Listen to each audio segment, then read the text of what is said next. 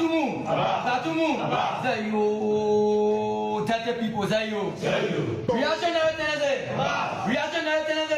Tatumu, Zayo, Tate people, Zayo, Reactionary Tenere, Tatumu, Zayo, Tate people, Zayo, Reactionary Tenere, Tatumu, Zayo, Tate people, Zayo. The burden is on them. We communicated with them. We have indicated the Ministry of Justice is the ministry that can prevent miscarriage of justice. The past government, the past ministry did it. Mauro Dennis told you clearly. Mauro Dennis was clear when he told you that the case was politically motivated. Mauro Dennis worked for the Ministry of Justice. Nyati Twine worked for the Ministry, the Solicitor General Nyati Twine, who went to the Temple of Justice to buy gated verdict. Worked for the Ministry of Justice. Worked for the Ministry of Justice. So everything against the family of Justice Card was being squarely perpetrated by the Ministry of Justice. So we are fully aware as the executive of all of the lawful requirements that are associated with that power that we have to negotiate agreement on behalf of the government. We know there are lawful requirements that we must make. And when we reach the point at which those decisions are taken, they will be done consistent with those lawful requirements. One of the critical pillars of the arrest agenda is the rule of law. So the president is very conscious of the fact that the rule of law should prevail.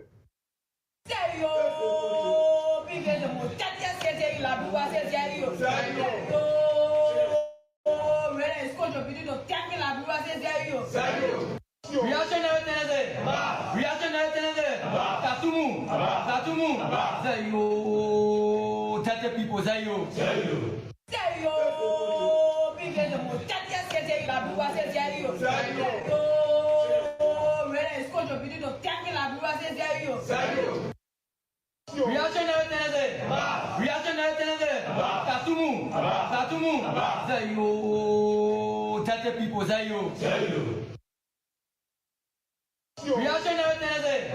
Reactionary Tenere, Tatumu, Zayo, Tate people, Zayo.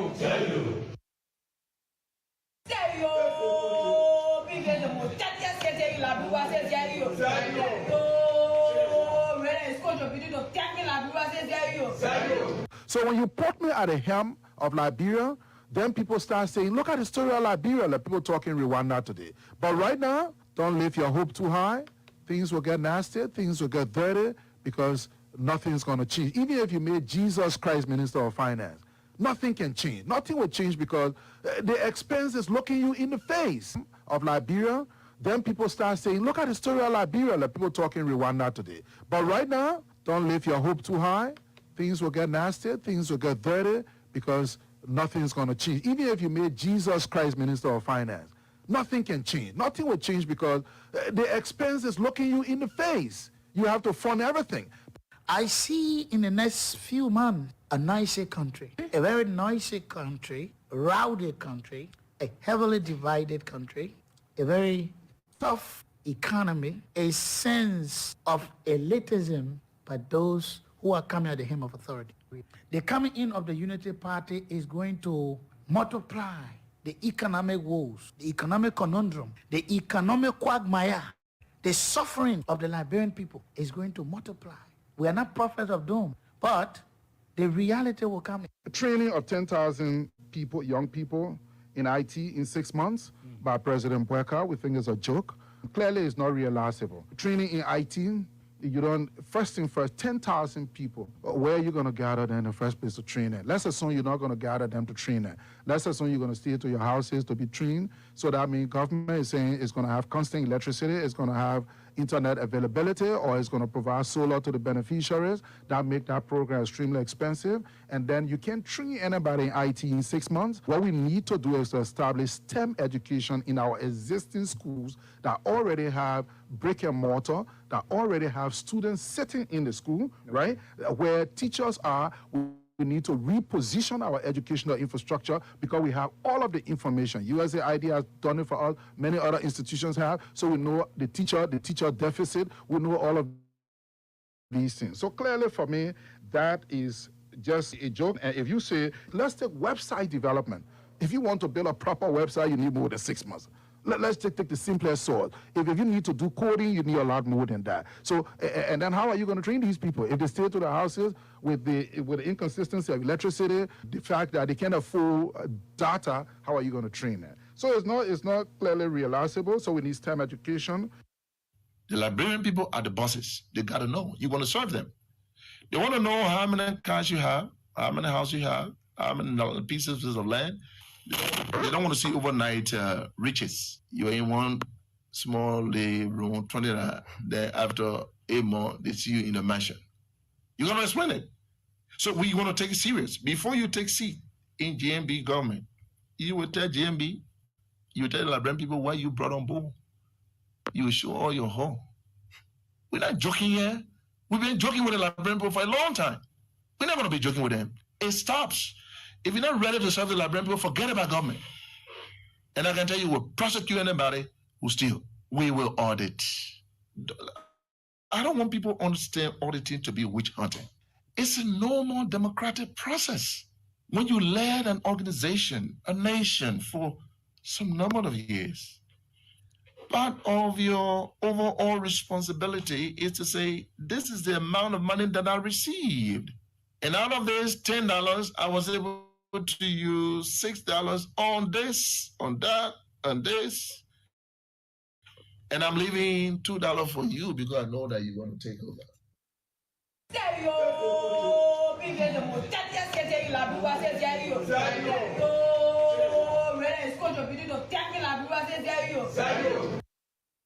Reactionary tendency. Reactionary tendency. Tatumu. Tatumu. Zayo. Reactionary tendency. Reactionary tendency. Tatumu. Tatumu. Zayo. Reactionary tendency. Reactionary tendency. Tatumu. Tatumu. Zayo. Tete people. Zayo. Zayo. Don't trouble nothing too much, you know.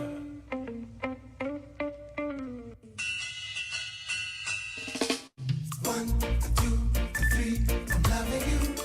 4, 5, 6, I'm missing you. 7, 8, 9, I want you back. 1, 2, 3, I love you. 4, 5, 6, I'm missing you. 7, 8, 9, I want you back. Here within my arms again. Long time no see. Out your love, I'm lonely. I miss you, and it's too hard to bear. What have you done to me? I'm waking up in the middle of the night without you, and it's so unfair. I toss and turn, reach for you, only my pillows. Soon awake, the morning sun rises, but I'm alone. Hurts me so. 1, 2, 3, I'm loving you.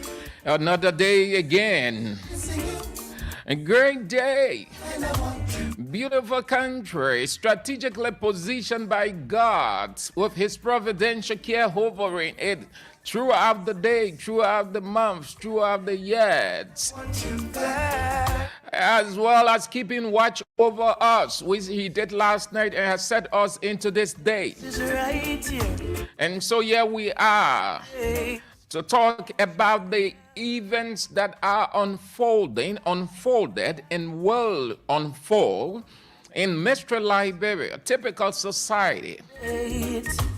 Thought you could be replaced. A society in which one government criticizes the other. When they get in, they do the same, yet they would think that they aren't doing anything wrong. Girl, and I firmly believe of turning all these dreams into reality. So it's another day again. It's called Tuesday, the 28th day of May 2024, the 5th month of the year. Gradually, we are going to the close of 2024 to usher in 2025. My name is Sam Andrews. Edwin Dwyer is in. Patrick Sarr is on the camera. And we are at your disposal until 5:50. Again.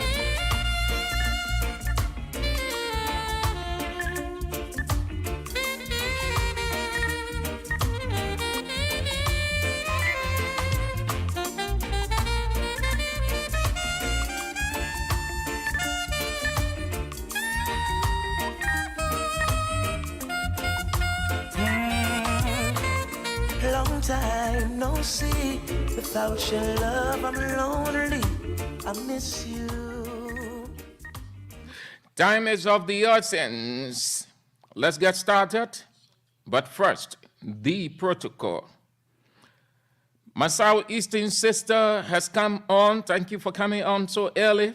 Duarte, you've come on from Minnesota, the United States of America. Good to have you on the show as a regular person. Juju Onwe, you've come on from Johnsonville.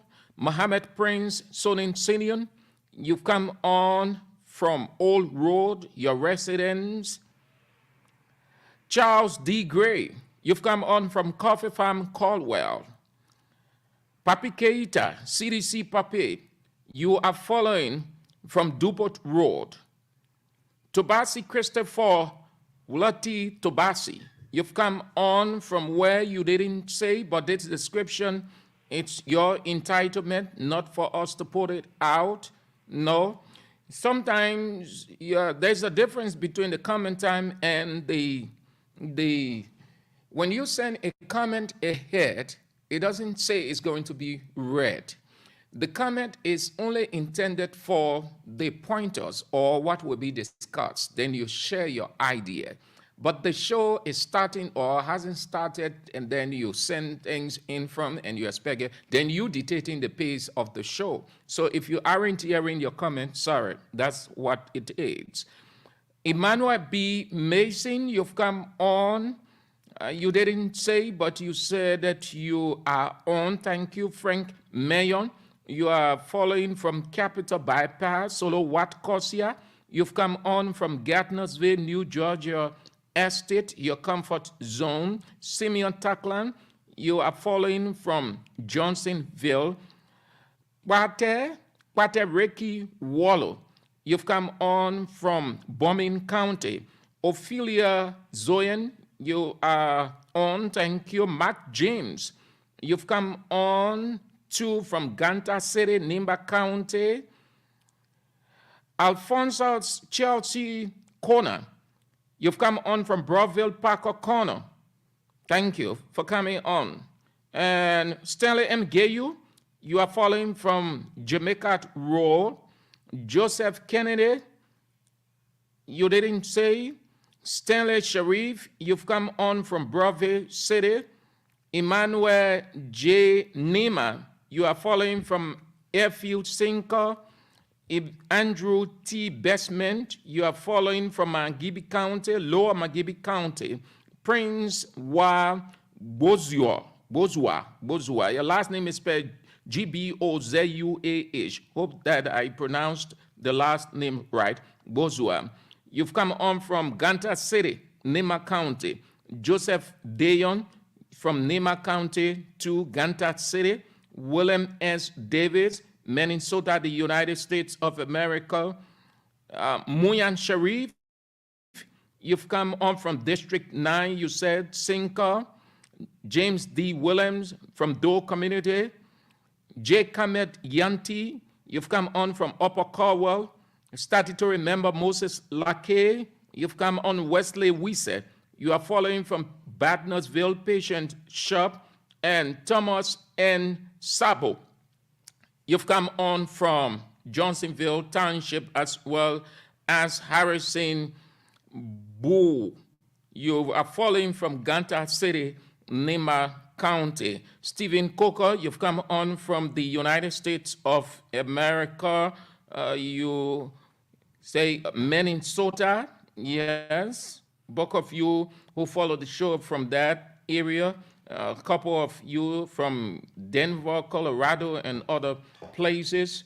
James S. Mulba, you've come on from Topo Village, as well as Jordan Mantadi, you've come on from Old Road. Gabriel Ma, you've come on. You are following from Broadville. Thank you so much for coming on, as well as Charles Chinawith. Jackson Pony of Iron Factory, Block C community. You are started to remember you never missed out on the show. Thank you so very much for coming on, Jackson Pony. So let's get started now. Time is of the essence. We can waste it ourselves. Neither can we waste it from your end. You put in your time, energy, and finances or resources. We got an update. The pressure, the government somersaulted. The government made a U-turn, a detour from its blunder. And the word is used intentionally, blunder. I will explain it to you. The minister gave us a clear picture. The Minister of Information gave us a clear picture of the government's blunder. So the government somersaulted from the pressure. Why the government or the executive, the president, got the right, as people would say, those who know the law to the letter, that there is a line within the budget that gives the president the right to negotiate, to enter loan agreements, to do a lot more. And then when that agreement is consummated or completed, the legislature would do its due diligence, and after that appraiser, if they are convinced, not from their perspective, but from a holistic point, that means whether it will be beneficial to the country, they will give their approbation or their approval, which is referred to as ratification. So the president carries imperial power in our country. The legislature does the ratification. So there were two schools of thoughts. One school of thought that was sentimental, men pleasers, women pleasers, attention seekers, party seekers, and the other group, that the other school of thought made up of patriotic, nationalist citizens who, not against development, but the procuring or the agreement, whether it was a loan or a direct purchase, and a lot more. Their argument benefits everybody. But like it is democratically and naturally, two persons can have the same opinion.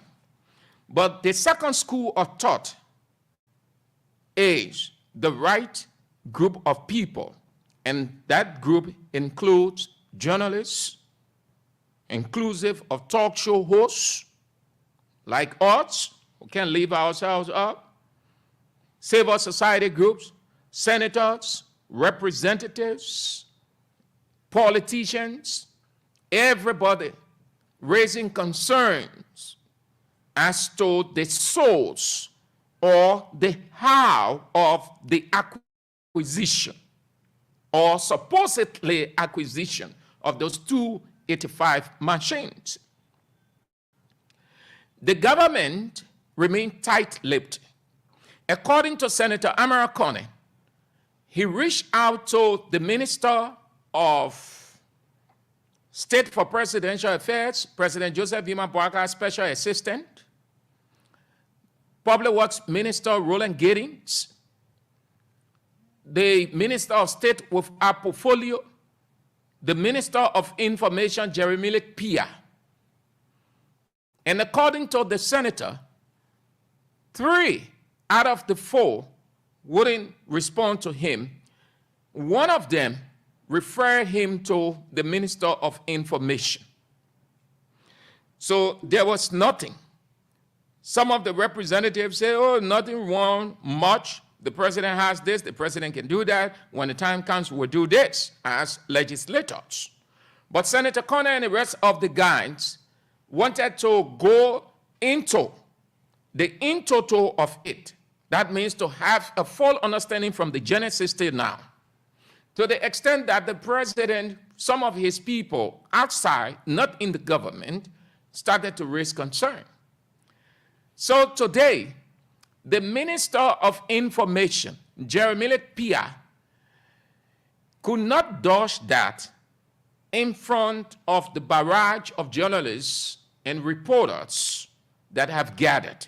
He knew they were going to ask that question, and it was the single most question on the mind. So he decided to give it a full attention to address it head on. And hear what he said. Listen to him first, and then after that, we'll share our opinion. Then I'll tell you why I use the word blunder. The government blunder. And sometimes when the expression goes out that President Joseph Boakai, it seems he's not in charge, people get vexed sentimentally.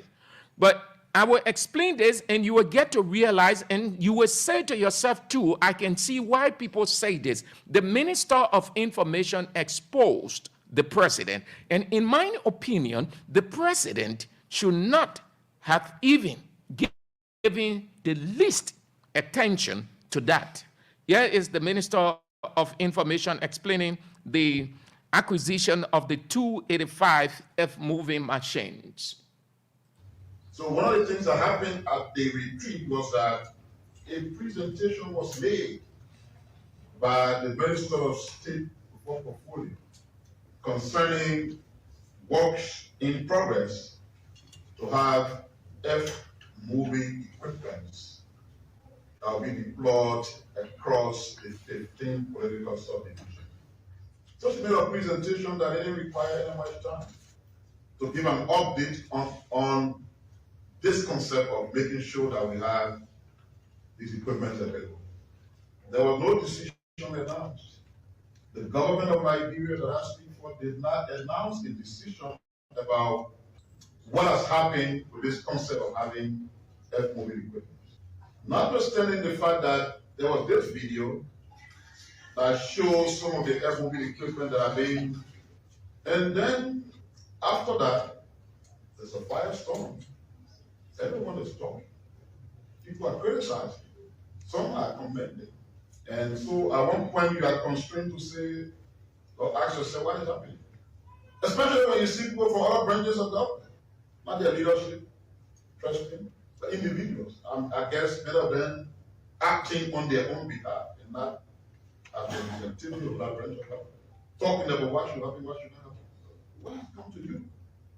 And instead as the basis of you talking about what's supposed to happen, what's not supposed to happen. What has happened? What do you know has been announced by the government?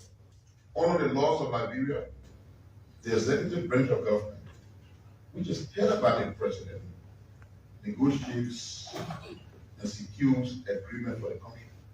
That's the process. There's no restraint as to how you do that engagement.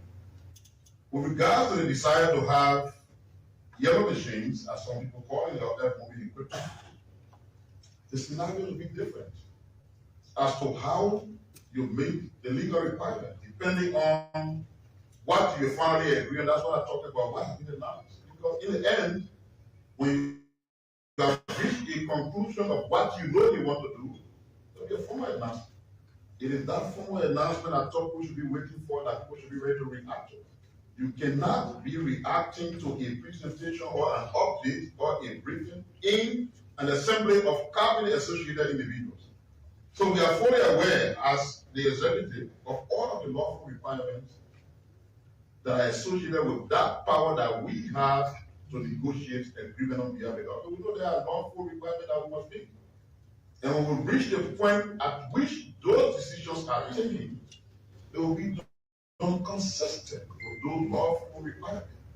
One of the critical pillars of the arrest agenda is the rule of law. So the president is very conscious of the fact that the rule of law should prevail. And so if the law says the executive can do this, but before you reach a decision, this other branch of government will do that, that's exactly what will happen. Have we reached there? So nothing is concluded or consummated as an agreement, as we basically receive updates from various sectors, including the one we received regarding the video that everybody ran around, which is an effort that when brought to fruition will help us to resolve the perennial road problem.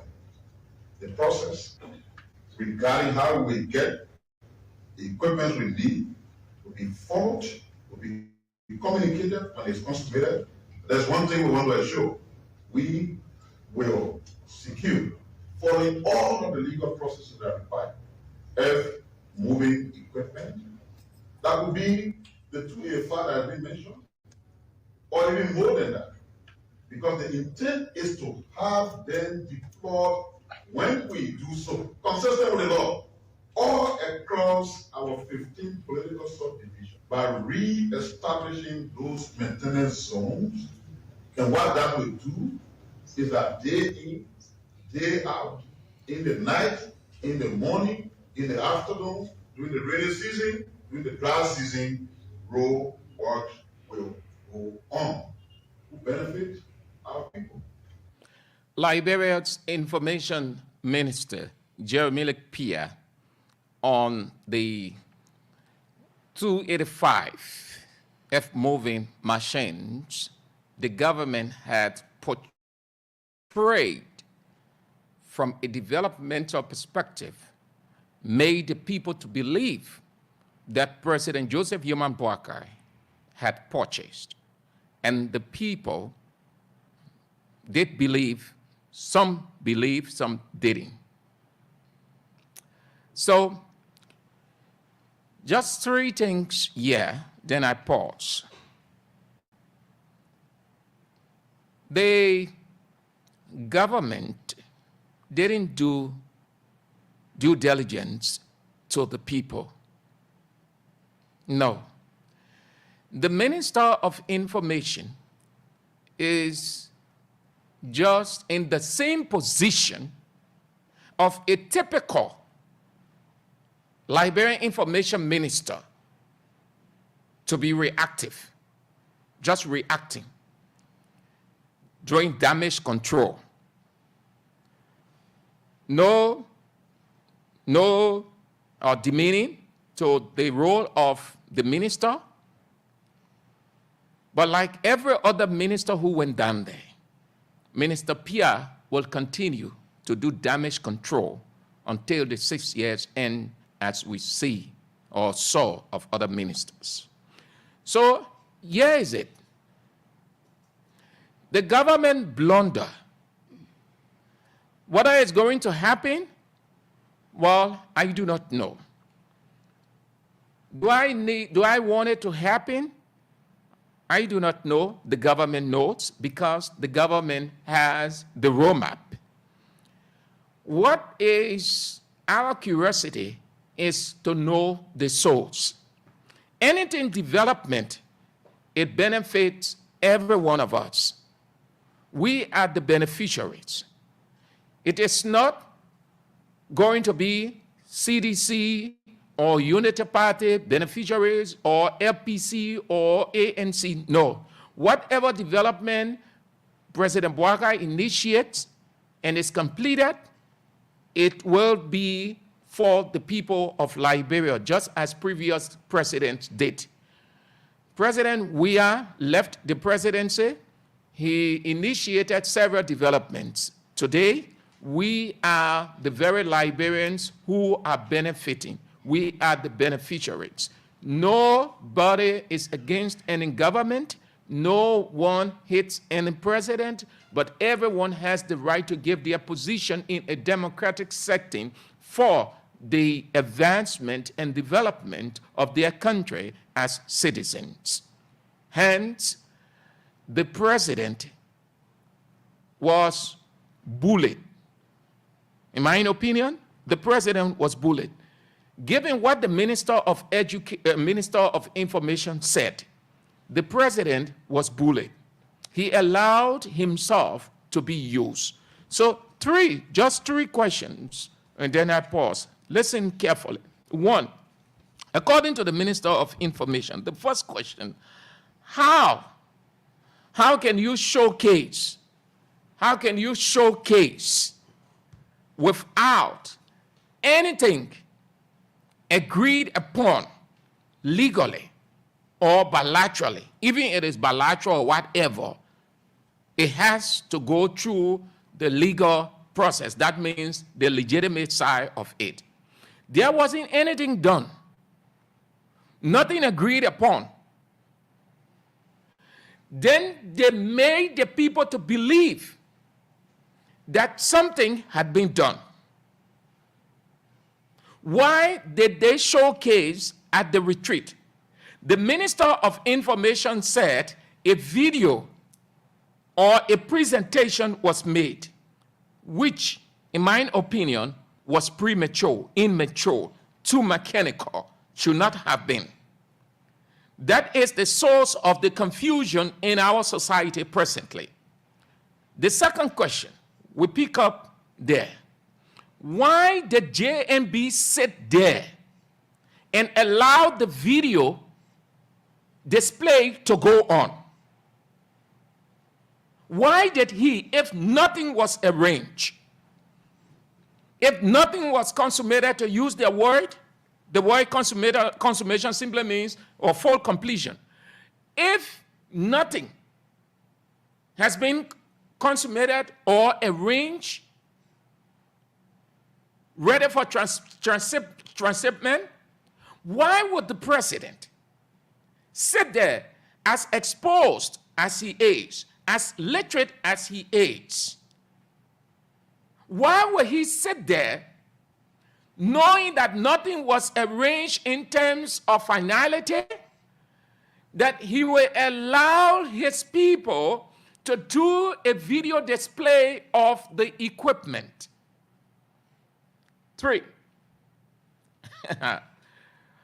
why would the people not believe when there was a public information? Why wouldn't the people believe? So the executive is the cause of this current confusion about the 235F moving machine. And this brings me back to the word blunder as used in my introduction, that the government blunder. The Minister of Information, listen to him. He first started by blasting those lawmakers who will raise very salient point about the source of it, which he should not have done, but rather to admit or just go to explain that, yes, we have heard the concerns. Those concerns are legitimate because they have been raised by citizens of Liberia. By the way, these are the arrangements. The arrangements are at this level. The discussion took place between this person and that person. The discussion took place between Mr. President and this person.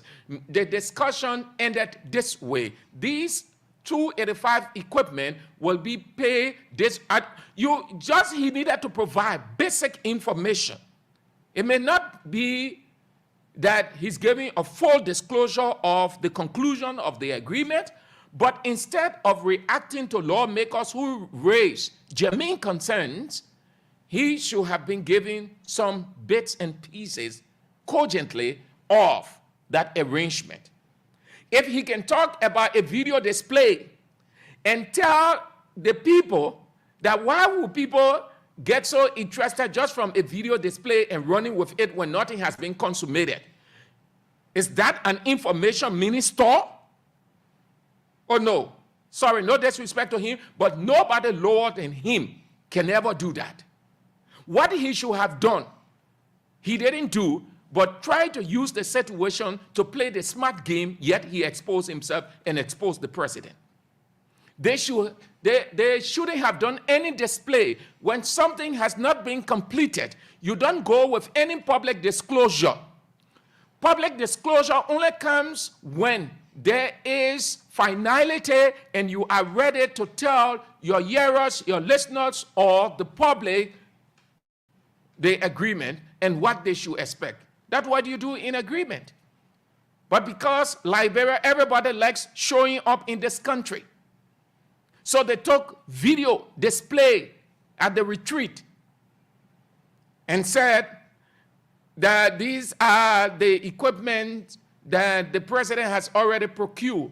And those sat down there, those people sat down there, and Mr. President, this is why people, when the expression goes out, puppet of a president, that the president isn't in control, then people get vexed.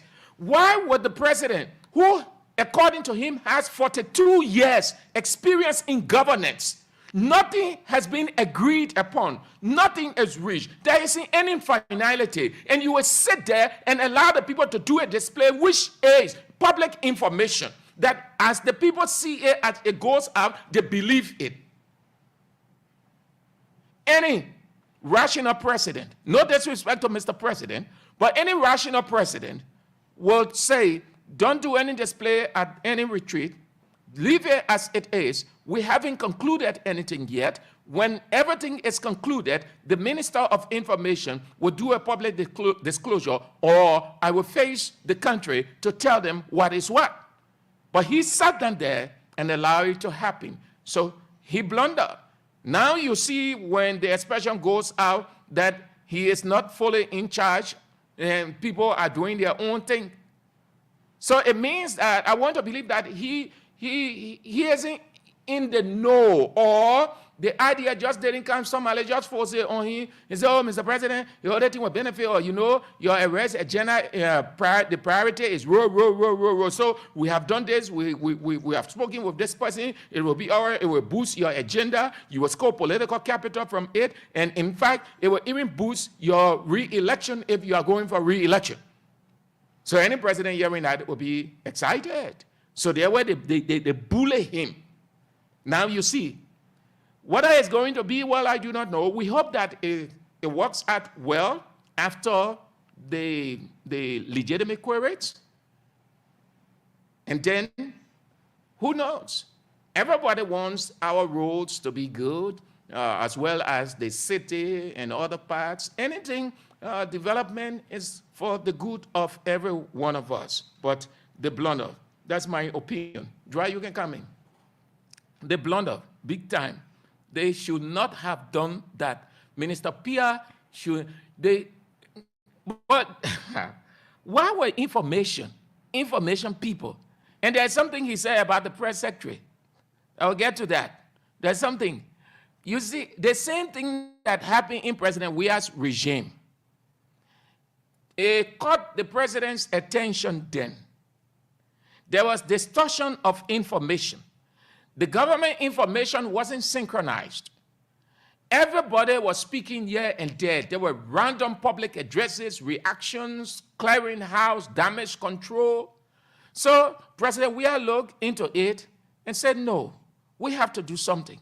We need a synchronized approach of our information inflow and outflow. So the president looked around and decided to call upon the Reverend Dr. Lawrence Brookley to head that. And Brookley did what he could. So the same thing is happening. Pia did extremely well. This one, I should commend him. It is part of the synchronization of information flow. That means instead of the Minister of Information the Minister of Education will just wake up one morning, call a news conference, and they say X, Y, Z.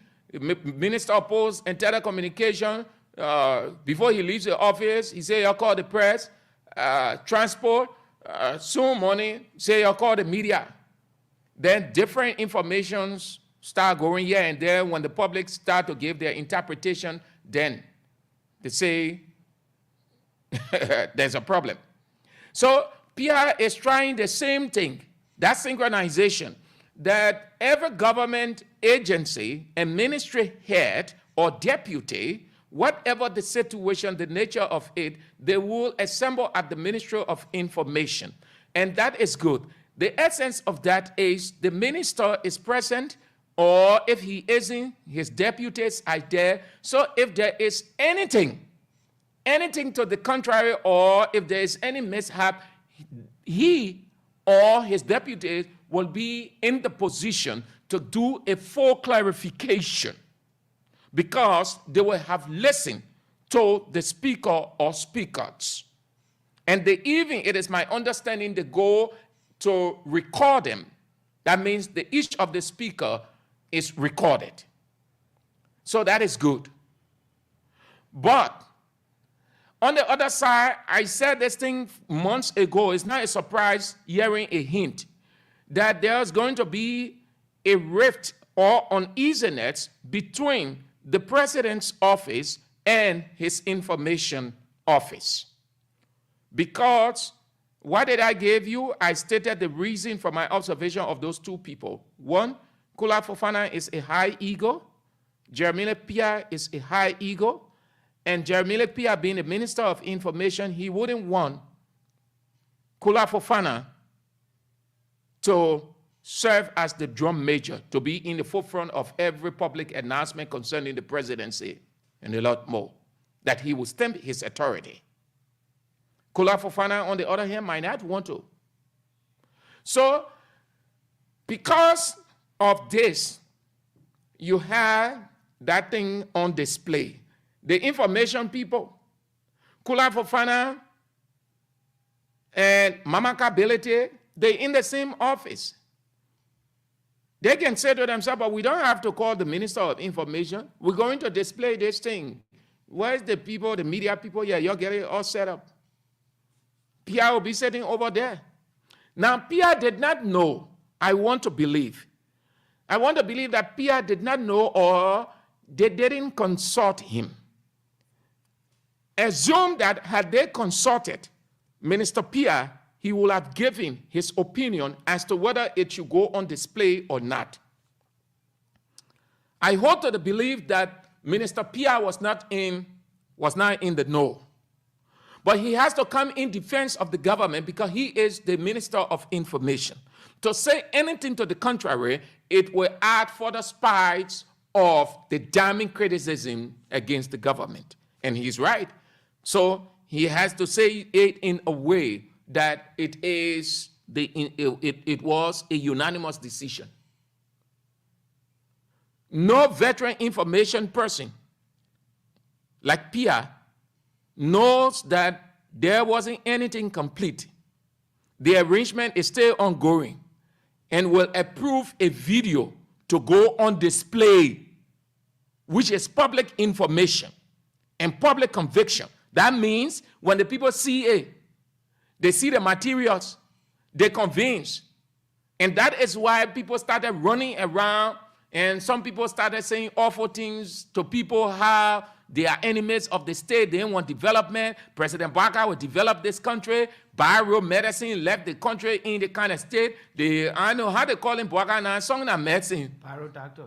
Bio doctor. Draw can close to that magic. They didn't come on class. Say that again, let people hear you. The main name is Bio Doctor, according to the NPA director. They calling him Bio Doctor. According to Douglas, President Bwaka's name is Bio Doctor. So we was Bio medicine. Yeah. And then now we have the doctor. But I know what's the difference. The doctor, the medicine could be there, but you don't know how to apply. Oh, okay. So it is the doctor knows how to apply. Logical. So we are yet to see how the doctor going to apply the method to work on the various bar rules in Liberia. So the blunder Pierre tried the best he can. I cannot blame Pierre on this one in no given way. Pierre did extremely well, and he continues to do what is right. He is a media expert, but I don't think that he was in the know. I want to believe that the people within the executive, within that presidential office, will put that video together, because the president has a special team, I think 1 or 2 rooms. Just like a studio, they do a production. So I want to believe that they must have done the production, which wasn't bad. But then if you go in public now, you call the chief information officer of the government, the chief spokesman of the government, who is the minister of information, to share his input. I am convinced had they informed Pierre, he would have given his professional thought, his expertise, that we have not concluded. The government hasn't concluded anything yet. To go on display is to give the people the understanding that this has happened, and their interpretation will be in different ways, and it might cause some problem for the government. So let us hold it until everything is concluded, then we can. But nothing like that. They sat down. The man now, Mr. President, Mr. 42 years, experienced president, allowed the people to bully him, allowed the people to use him. That cannot happen. That requires common sense, too elementary a sense that you will not apply. You as the boss, you are the lead, discussing, Mr. President, knowing fully well that you have not completed anything, and then you sat in that retreat and allowed the people to put it on display. So if people raising concerns here and there, they aren't wrong. Had you not put up anything, had you not approved, or had you not sat supinely and allowed that to happen, nobody will be raising concern.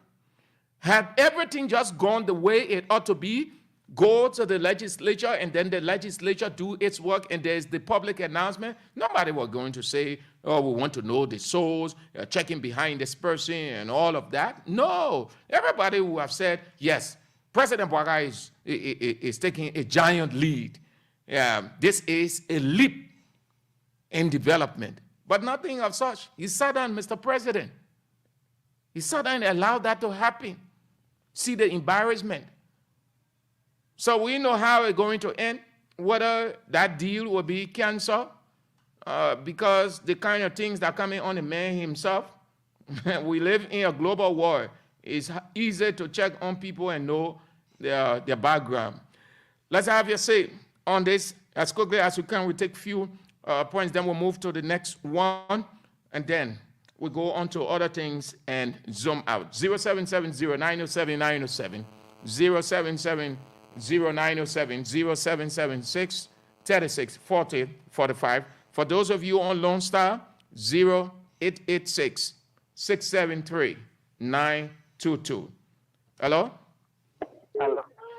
Yeah, you want to go straight to the point so that you don't waste the time of other people, or you don't keep them on long. Yeah, my name is J. Manuel Kaba, and I do join from Israel community, Mount Bagley. Yeah, so get to the point. Next time you feel that you get idea, at the end, you can be shamed.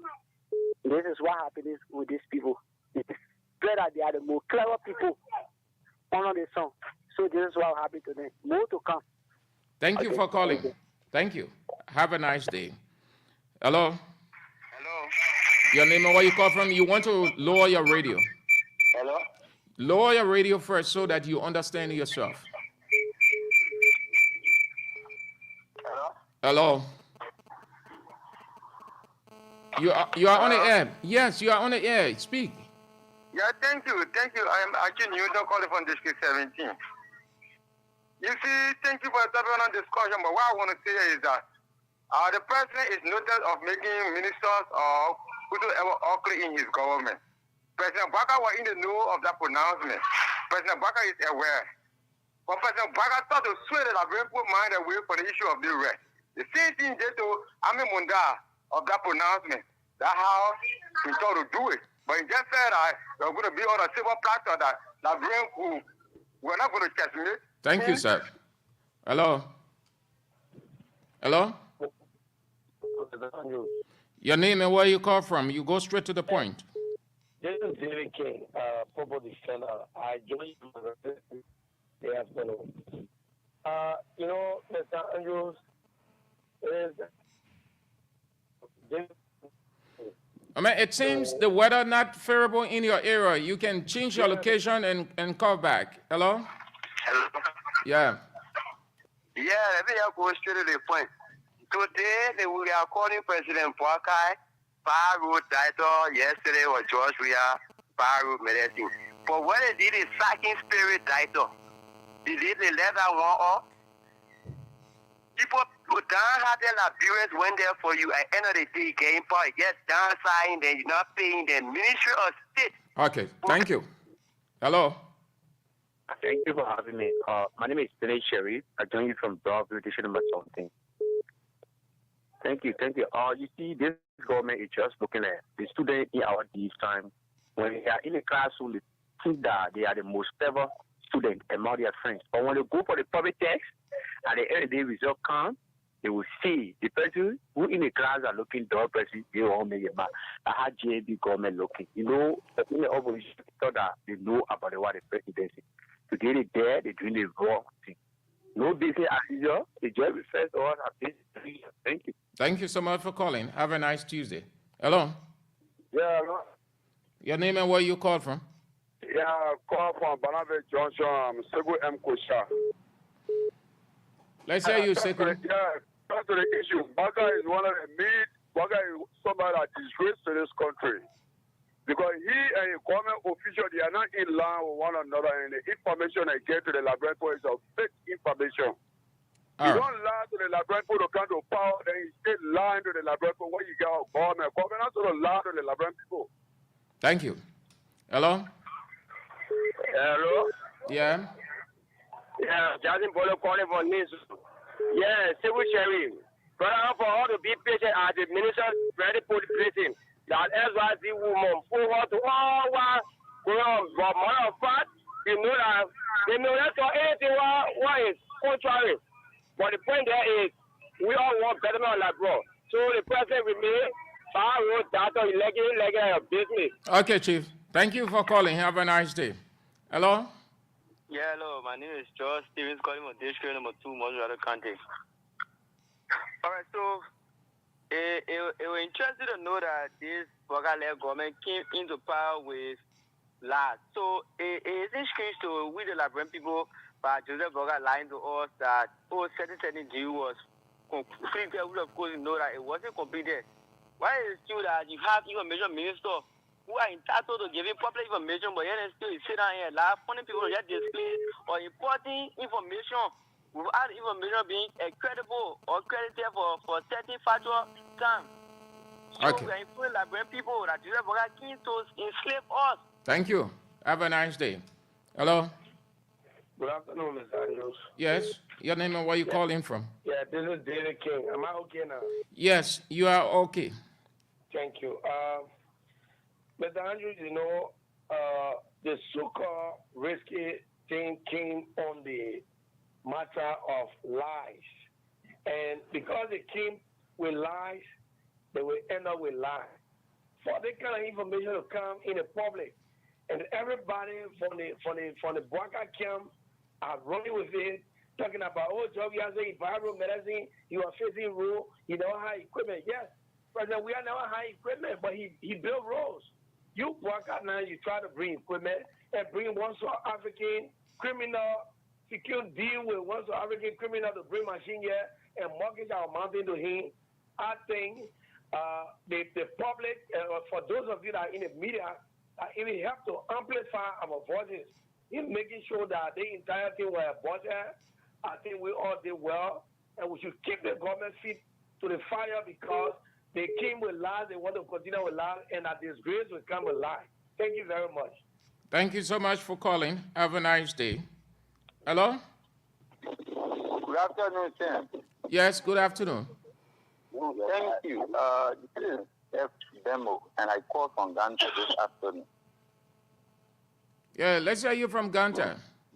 Thank you. I don't think this government needs to be in a rush because they still have more time.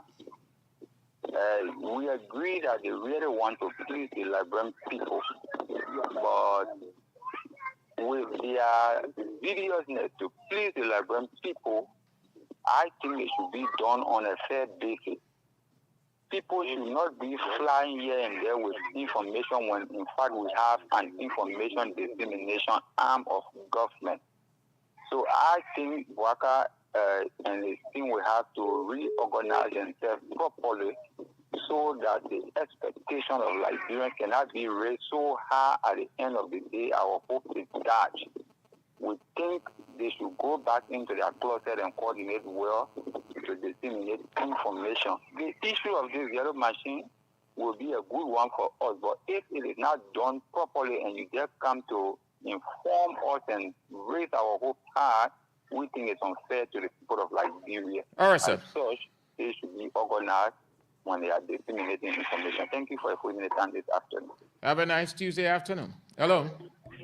Yeah. Good afternoon, Levin and Sam Andrew. Good afternoon.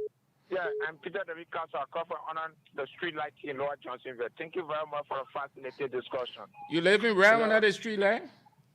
Yeah, right. So Johnsonville, Peloton Junction, and street light was insured by George V. Ajay. I personally reside. And so, the information front, the information minister clearly indicates updated to lying. So we really need to extend apology to their supporter. From CDC angle, we need to verify whether this particular statement was a fallacious and a fallacious statement that came out from Boaka and his Coney. So all they can do to apologize to their supporter because they poison their mind and they are disseminating information all over the 242 yellow machines was going to be imported. 285. Yeah, 285. So I think the Liberia and the entire government need to apologize to their supporter and for really poisoning their mind. That's a thank you so much. That they are committed. Thank you very much. Have a nice day, and thank you for despising or having your say on this one. So the government in the past was criticized for coming to power with no blueprint, that they came to power guessing. This government in opposition then will criticize heavily the CDC government for coming to power having no idea of how they wanted to run the country. They were presuming. They came to power before they started putting pen to paper. And it resonated with most of the people because they knew how to brainwash them. So CDC was heavily condemned. We entered that debate and said, literally, it is the normal. It works two ways. Either before getting in, a person can draw up a blueprint. That means he or she is ahead of time that a takeover is imminent. And the person will do an assessment of what he wants that institution to be. Then, from there, he or she, or along with his people, will put pen to paper, called the agenda. That's the first way. The second is, given the circumstance or the nature of the revolution, the government from opposition can come in and develop a roadmap or a blueprint. By that, they have gotten a full understanding of some of the problems and how they can tackle them. So either way isn't wrong, the two. But when you are in opposition, you think that the people who are in, they're getting almost everything wrong, And you who are out, because you are out, you're seeing everything from a very good lens. So here is the irony. Here is the irony of the current government. The same thing they accuse the former government of, the same thing they've come to do. Didn't I tell you people from the onset, given my observation and listening to some of the people in Unity Party? You know, there's a line in the Bible. I am a Christian. There's a line in the Bible in Romans. It's Romans 12:18. Look it up. I think it said, if it is in thy will, be at peace with everyone. And you know what that means? From an information side, also people help. They give you information. They're free to tell you X, Y, Z because of your friendliness. There are people who, in the party, will make it clear that we came, yes, but we did not come with a clear agenda. The arrest was just was just an expression to get us in, but we would need. So, listening to the Minister of Information and having 3 days, I soon started to reflect that the same thing the people accused CDC of, that's the same thing, yo. So the president constituted a task force to draw up a development plan. But you know the smart game they tried to play? Here what they imputed. They added another word to it, to the arrest, so it will not be seen as developing Unity Party arrest agenda, but that Unity Party already has an agenda, but they are including a certain thing in it. It's a smart game. Listen to the information minister again. He is admitting, and he mentioned CDC and CDC agenda, the proper agenda. Many CDC had theirs. We are developing ours. Oh, look, you're who stretching your veins all over and don't want to be literate enough to sit down and follow information and analyze where. Listen, these people see you as being nothing but surrogates that they can use. Your shout, your scream. You take time. You take time. You know party than another person. You know Liberian than another person. Take time. These people, they see you as people who can rationalize well. Once they put it out, you will run with it because that your party or you affiliate with that party. The same thing they accuse CDC of. That argument was not easy in the stand during CDC reign. We were into that argument, the heated part of it, we were into it. Telling people that, oh, look, it is not wrong at all. You can come in prepared. You can come in with nothing. You assess and develop. In fact, it's even advantageous when you get in and do a full assessment and develop a blueprint. Then when you already have a blueprint coming in, you will change the blueprint because the situation inside will compel you to do a number of changes into what you've already prepared. You're the Minister of Information. Listen to the man admitting. I know when you have a new government and they talk about formulating a development agenda, there's always a concept from people saying, government has to change things. They never inherit what others are doing. It's not just so. There's a global governance concept that all development agendas should be implemented within a 5-year period.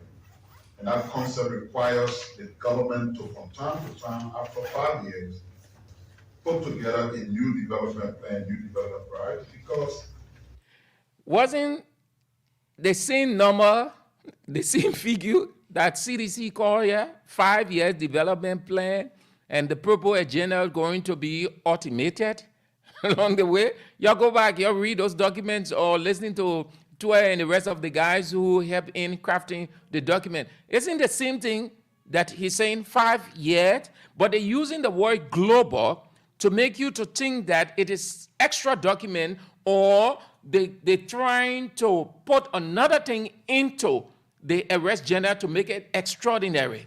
But no, listen, he's going to CDC.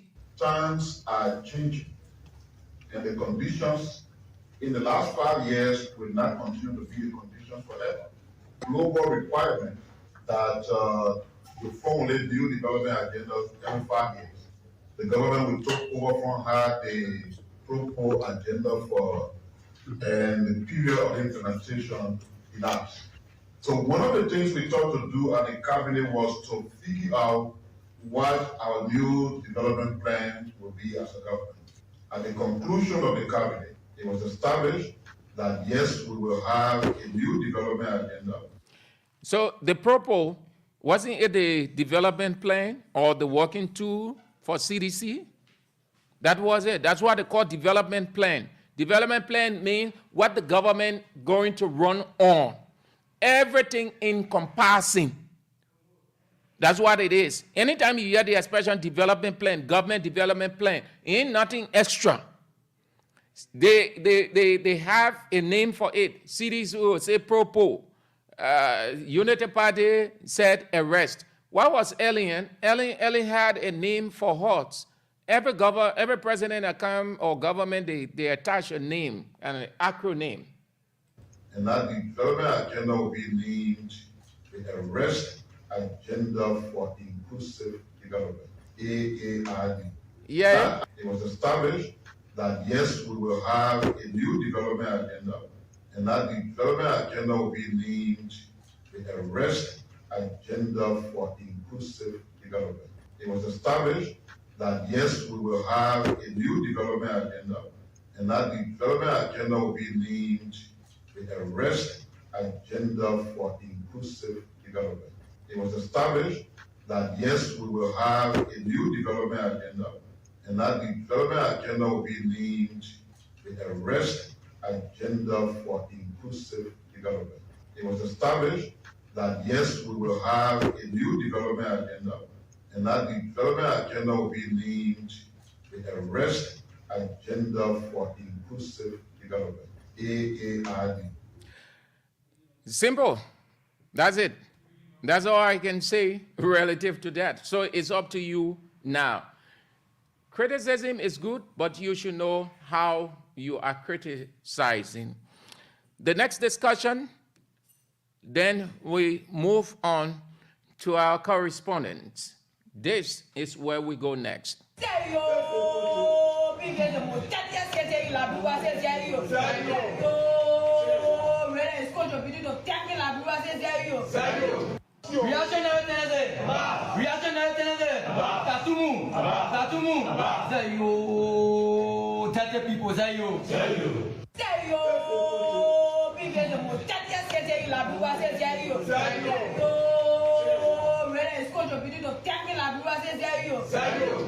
You may think it is belated, but every institution or individual got their timing of appraising as citizens or institution, Liberian institution, of what they see of government or what the government has done. So it is with the campus-based group at the University of Liberia called SUP. They share their grading of the president's 100 days deliverable. And as usual, the atmosphere was ecstatic. They will focus on a couple of things, the Kinjal situation, but more importantly, sanitation. No, Zayo way. The Vanguard Party grades the 12 key objectives of the workers' 100-day deliverables at 0%. Sanitation, hygiene, and access to clean water gave the people a chance to flourish and survive. We believe that every Liberian citizen deserves and has the right to a clean environment and safe water. Clean water, clean environment, and good hygiene practices are essential for a society to thrive and flourish. Against this background, we want to vociferously lament here that Omer Boakai did not only promise to clean the city of Monrovia of filth, but also promised to restore pipe-borne water in Monrovia, Kakata, Buchanan in 100 days. The Bakakun's regime has only worsened and exacerbated the dirtiness of the city of Monrovia in the period under review. To make good a promise on sanitation and reiterate its warning to the cocaine-infested mayor of Monrovia in John Safar to focus on his janitorial job of cleaning the city and stop the reckless harassment of peasant marketeers while the city is consumed by leaking feces and stinking dirt, thus leaving the Liberian people vulnerable to sicknesses and disease. She wants to remind Omen Bwaka that the restoration of pipe-borne water was not only promised to Monrovia, but also Kakata and Buchanan. It is sad that the government is trekking on this path of lies and deception so early. We want to categorically state here that the Bwaka's government has failed to deliver on sanitation and water as promised in the 100 days delivery. With utmost disdain and appalling contempt, the Vanguard Communication Party condemns the outrageous and abominable barbarity being discharged by Beer Mountain, Western Cluster, ArcelorMittal, and other foreign concessions companies on Liberian soil against innocent and striving Liberian masses. In February this year, the B Mountain Company, through the Liberian National Police, unleashed a reign of terror on innocent mine workers in King George, Grand Cape County for lawfully challenging the dehumanization and capitalist exploitation meted against them. The episode in King George is an eye-opening moment to expose the several exploitations taking place across the different concessions camps in the country. Like the killing of our people in King George, we believe there are more horrendous happenings at Western Cluster, China Union, and other concession sites. As capitalism has proven to be a tool against the interests of the less privileged, using the state at the execution of its devilish economic bloodthirsty interests, should hold the Liberian government responsible for this wanton abuse against our people, and most definitely the killing of innocent lives in King George. The Student Unification Party at a news conference this afternoon. So, we've already in the rain season. Throughout the dry season, government after government will do nothing about the potholes. Please forgive me or help me if I'm pronouncing it right or wrong. Sometimes we get it wrong with certain simple words, and whether it is pothole or pop holes, they will have no time. During the rain season, you see public works moving.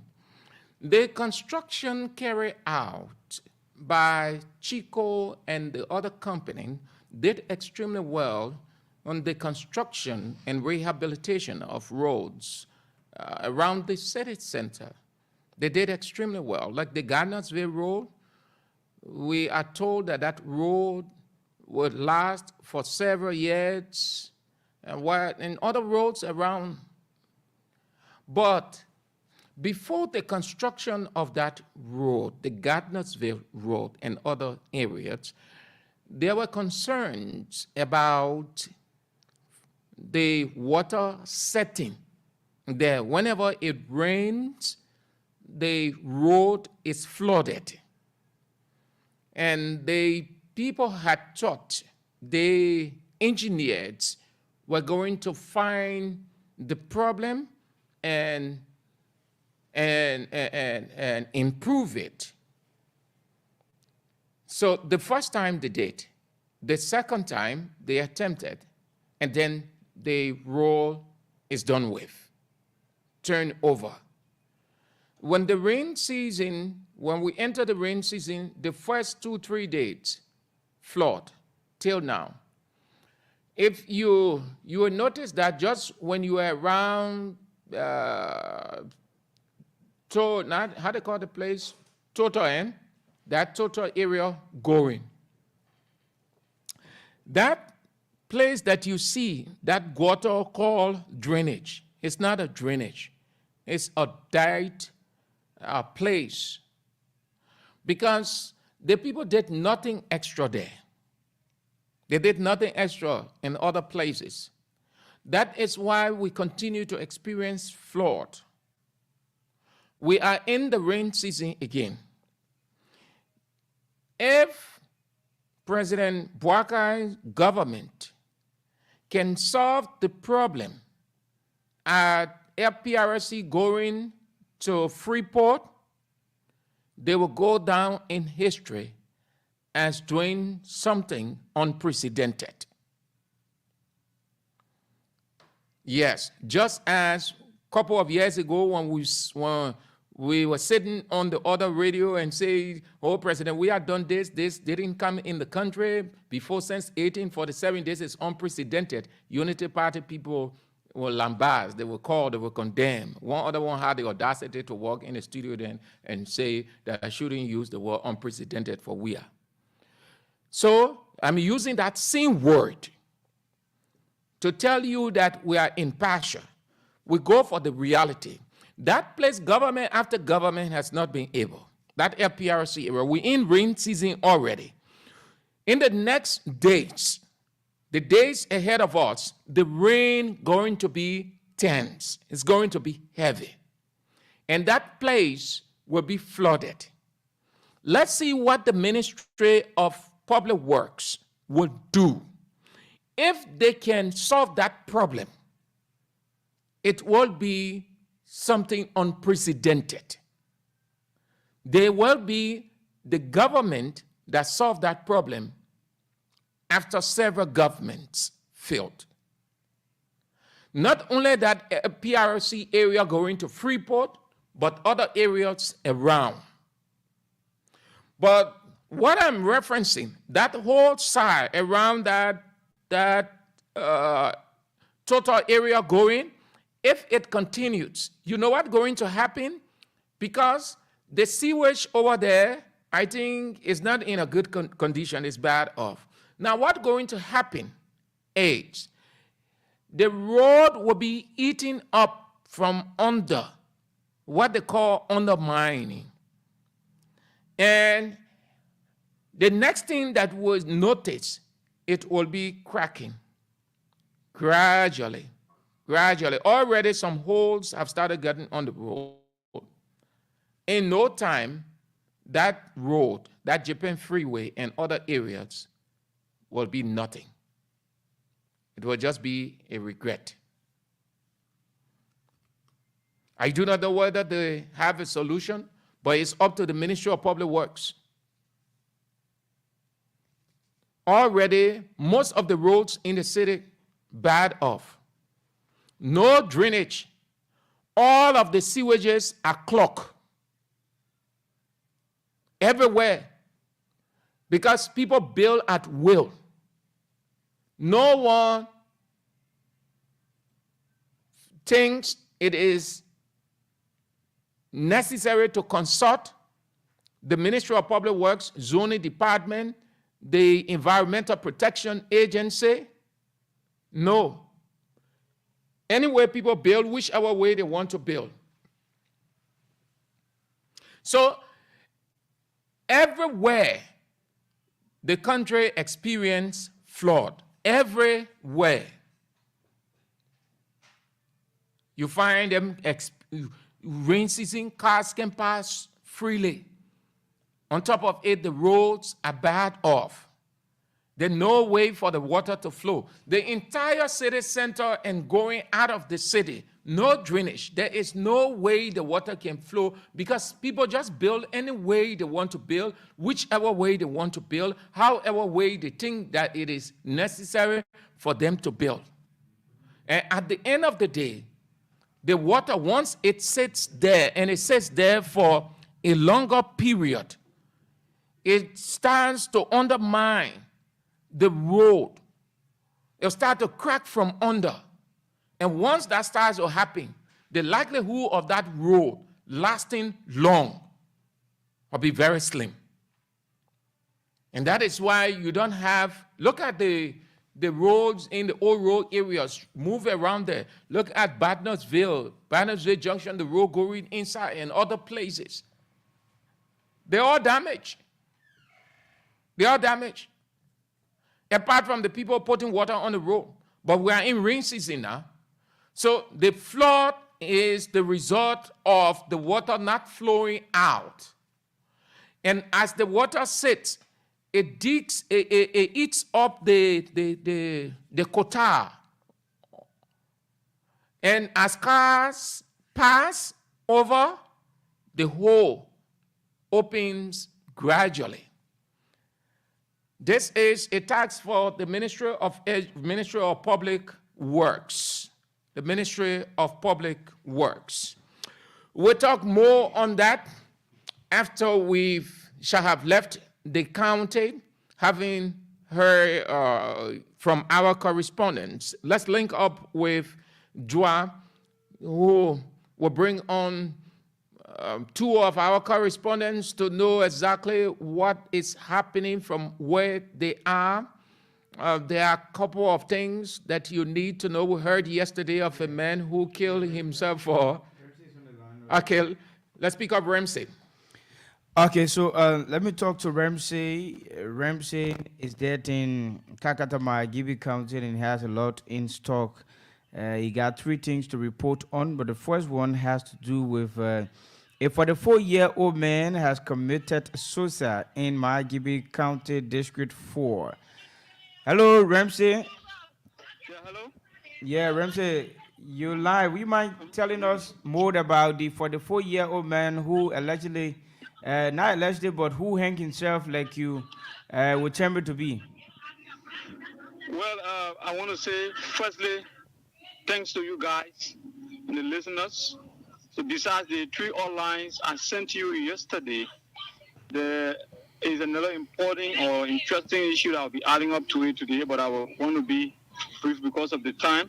Now, beginning with the issue of the man who committed the suicide, it occurred yesterday very early during the morning hours in Column Village, Mesco Farm, District number 4, Gibi County. His name is William Toba. He's popularly called Bena. And a 44-year-old man with 7 children by different parents, mothers. The police or CID went around, and then the local chiefs were called when it was noticed that he took away his own life. And then, according to police investigation, nothing so far was shown as to why he committed the suicide, because his wife was around and they asked her what happened. He said they had no commotion prior to that incident. Rather, had they been into any misunderstanding before he did that act.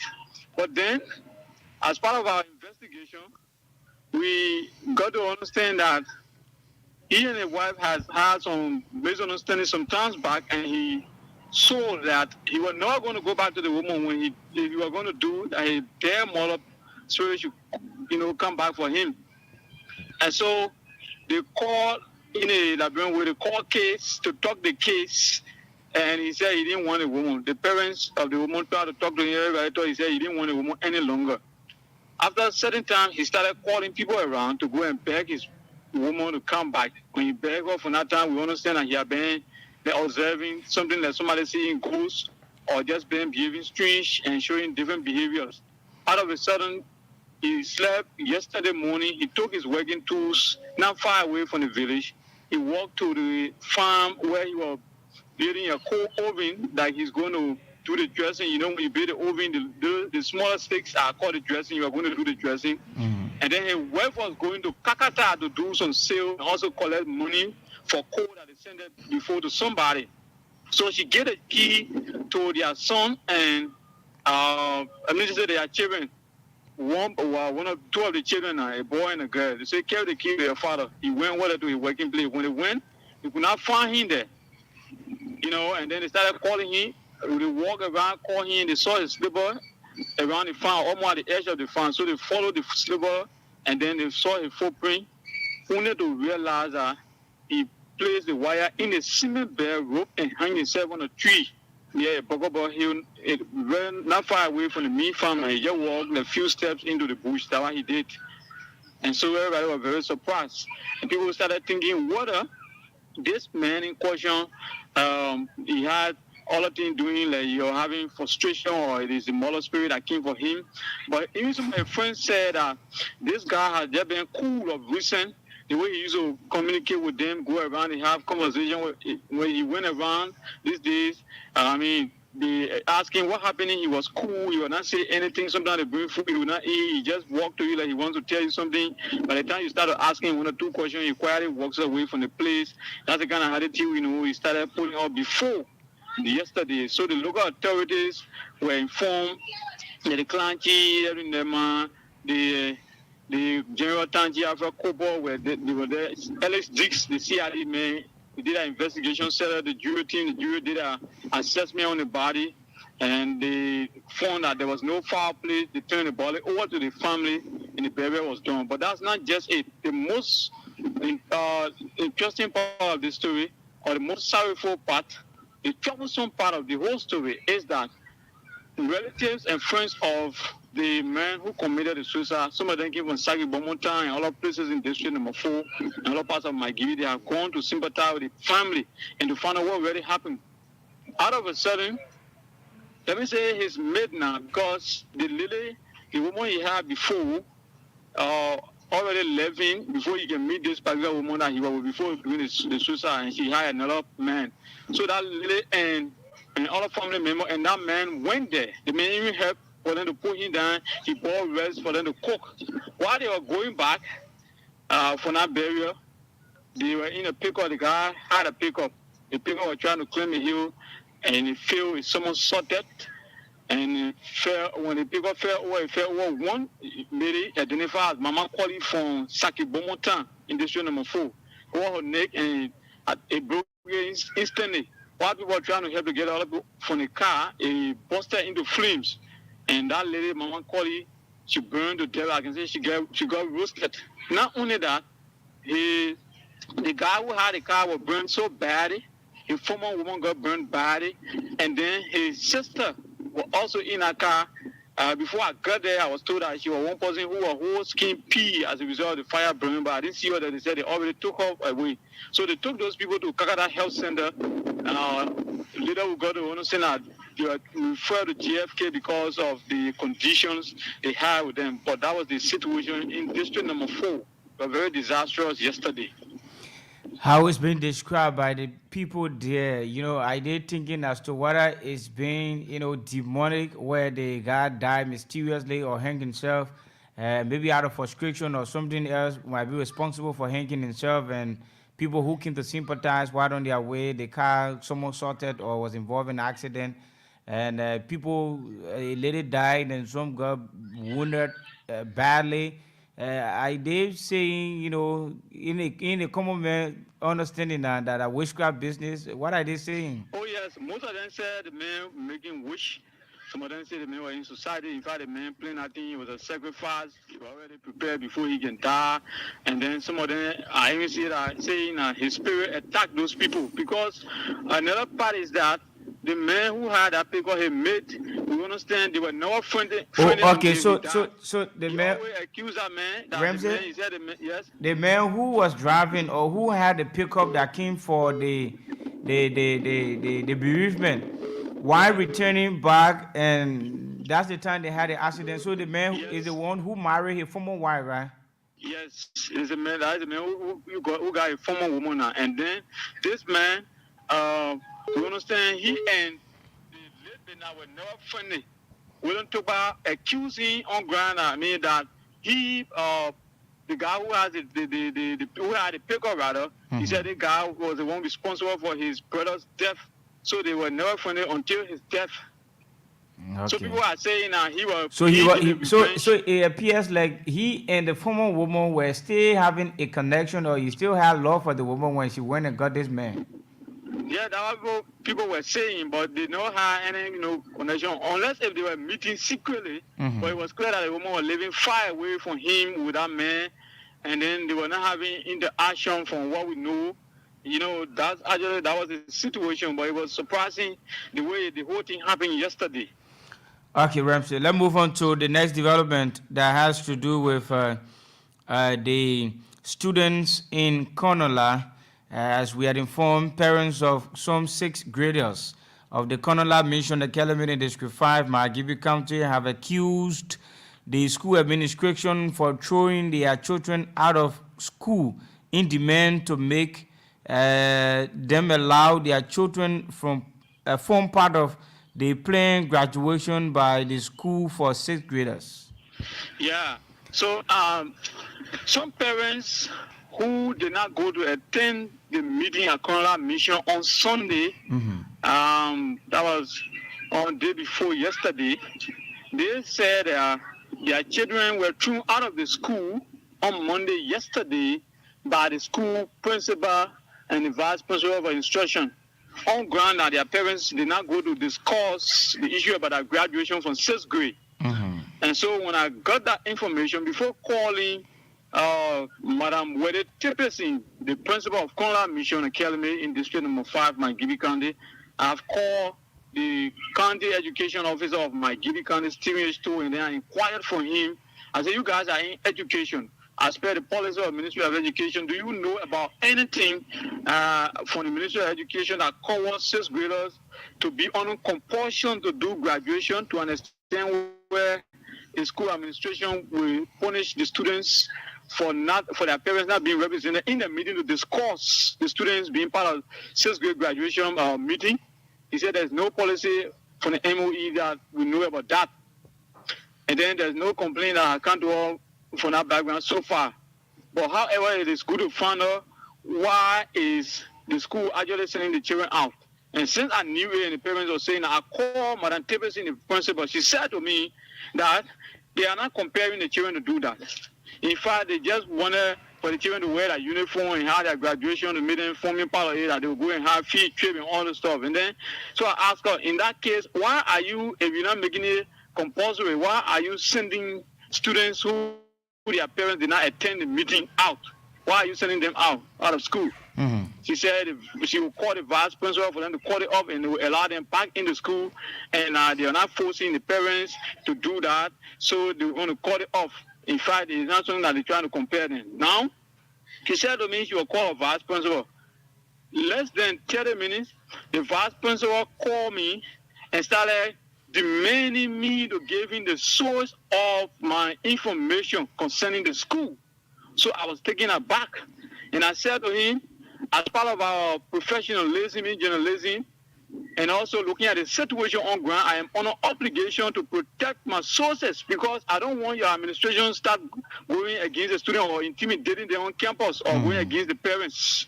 So I cannot tell you the names of specific parents who gave the complaint that led me to do this investigation. And then I also said to him, it appears to me that the school has a motive to be able to go after the students, because when he called me, I told him I've already spoken with a principal, and then she gave the side of the school. I'm okay with the answer she gave, but he was demanding. And I told him, I don't work for you. I'm not on compulsion to even say anything to you. I'm not doing it for the sake of the students. How many students are there, Ramsey? What? How many students? How many students are going on there?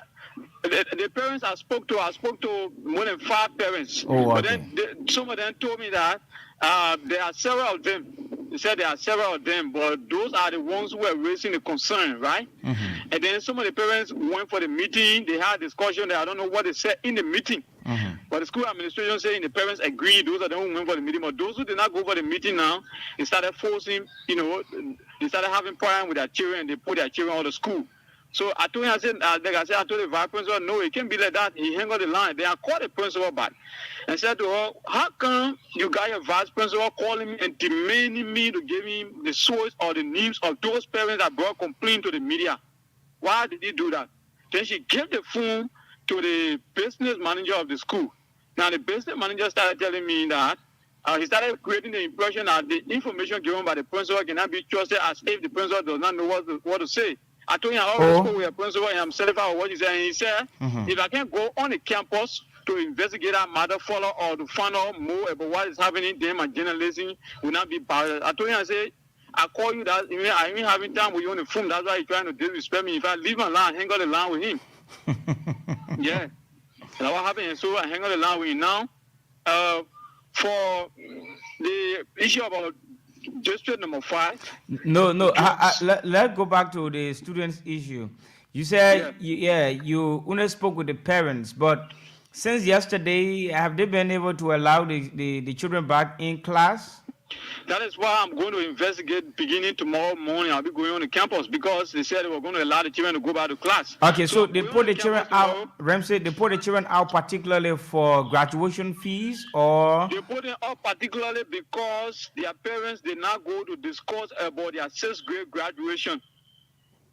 But the thing here is, much others they didn't go. The one that went, whatever thing they agree upon, I think should take effect on everyone instead of putting people out.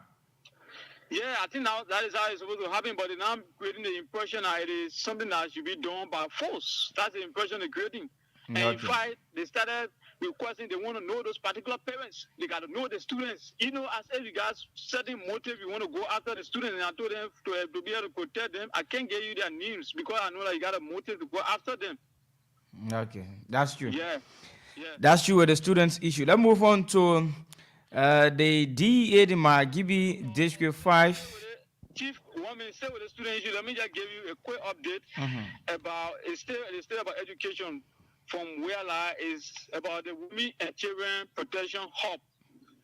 And then there is a grassroots organization just coming up.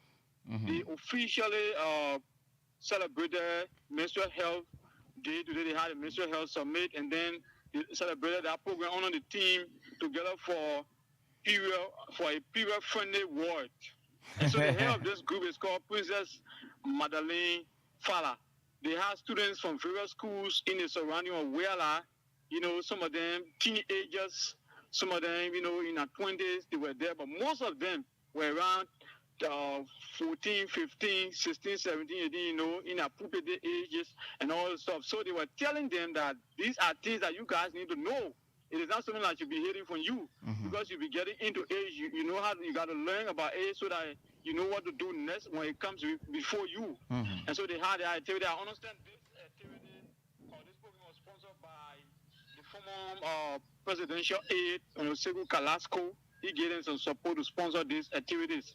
And so that's another side of aid from education. So for the DEA side now, in district number 5, the deputy commander of the DEA, Emmanuel Bill Dennis, when I spoke with him, he said that they have been able to, what would I put it? He said about 8 different ghettos in the area. They have observed that about 5 of those ghettos, they broke it down, the guys are not going back.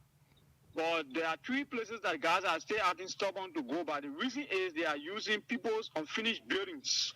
And so they're calling on those people who have in those buildings to go and renovate their buildings or put it into use, or they should be able to turn it over to the DEA to be operating it because they are making the guys continue to go back. When they go there and raid the place, they arrest one group of people. Tomorrow they go back, they see another group of guys there because there is an area where they can go. Unless for the other 5 places, they broke the place down in the bush, burn the places, nowhere for them to be, so they don't go by there. But where there are buildings, the guys still going there. Every time they go there, they will go and see them there. So he's calling on the owners of unfinished buildings in district number 5, every part of Margibi and Liberia, let them be able to put it into use or let them find a way to help in assisting the DEA, the LDA, in curtailing the issue of drugs in Liberia. Yeah, the issue of curtailing drugs, and the Deputy Commander Emmanuel Bill Dennis calling on citizens. But let's look at the difficulties in Liberia. How do you think people who got unfinished buildings will quickly run there to either demolish it or complete the buildings when times are high in the country, brother? That's another difficulty. So that's a difficult side. It is $1 million question. But I think sincerely, all of us just got to be on the watch. And then it also has to do with the level of manpower the guy, the support the guy, the strategists the guy, what can they do? Because if the people are not coming in to put those billions under control, what will you do? Will you let them be? Will it be like that? You have to do something about it, right? So it is not left with what strategies do they have, especially in district number 5, about how they can try their best to ensure that the fight against drugs is rigorous in their terrain, and so that we will not have young people involving themselves in the drugs addiction, and at the end of the day, calling them disadvantaged youth or Zocos. So the fight against drugs is paramount. What the deputy commander in that area is doing with regards to people who are being caught, as a suspect, or people who are caught right-handedly with the drugs sustained. What are they doing with them? Are they sending them to court or just put them in jail? After sending them, release them? What are they actually doing with those suspects or perpetrators? The question is very, very real and interesting. But the part of it that is laughable to me is that while they just put in there, they just grab it and put it somewhere. After setting down, they just lead them to go. Yeah. Because we'll be there asking cry for blood or wasting water on rock. And I Yeah. think that's not the situation. Because once they come back, got something called AIR, arrest, investigate, and release. So when they arrest the guys, those are them who they got sufficient evidence on them or catching them with the substances.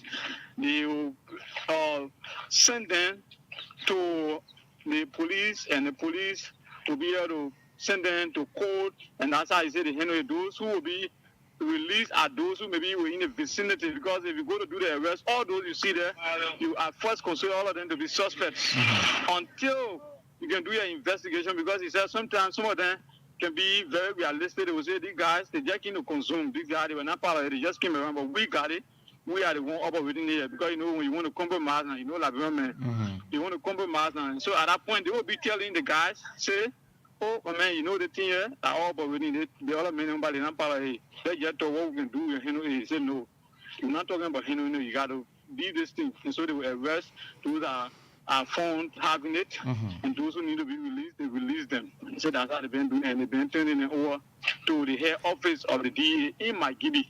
And then they have been working in line with the police and all the authorities. They say, there are about 10 of the officers of DA that they got here, but they got the community watch room, and they have the police and other people. So when they're going on the operation, they normally do it as joint security operations. They go and do their work. So what is the response from the community? Are they, complying?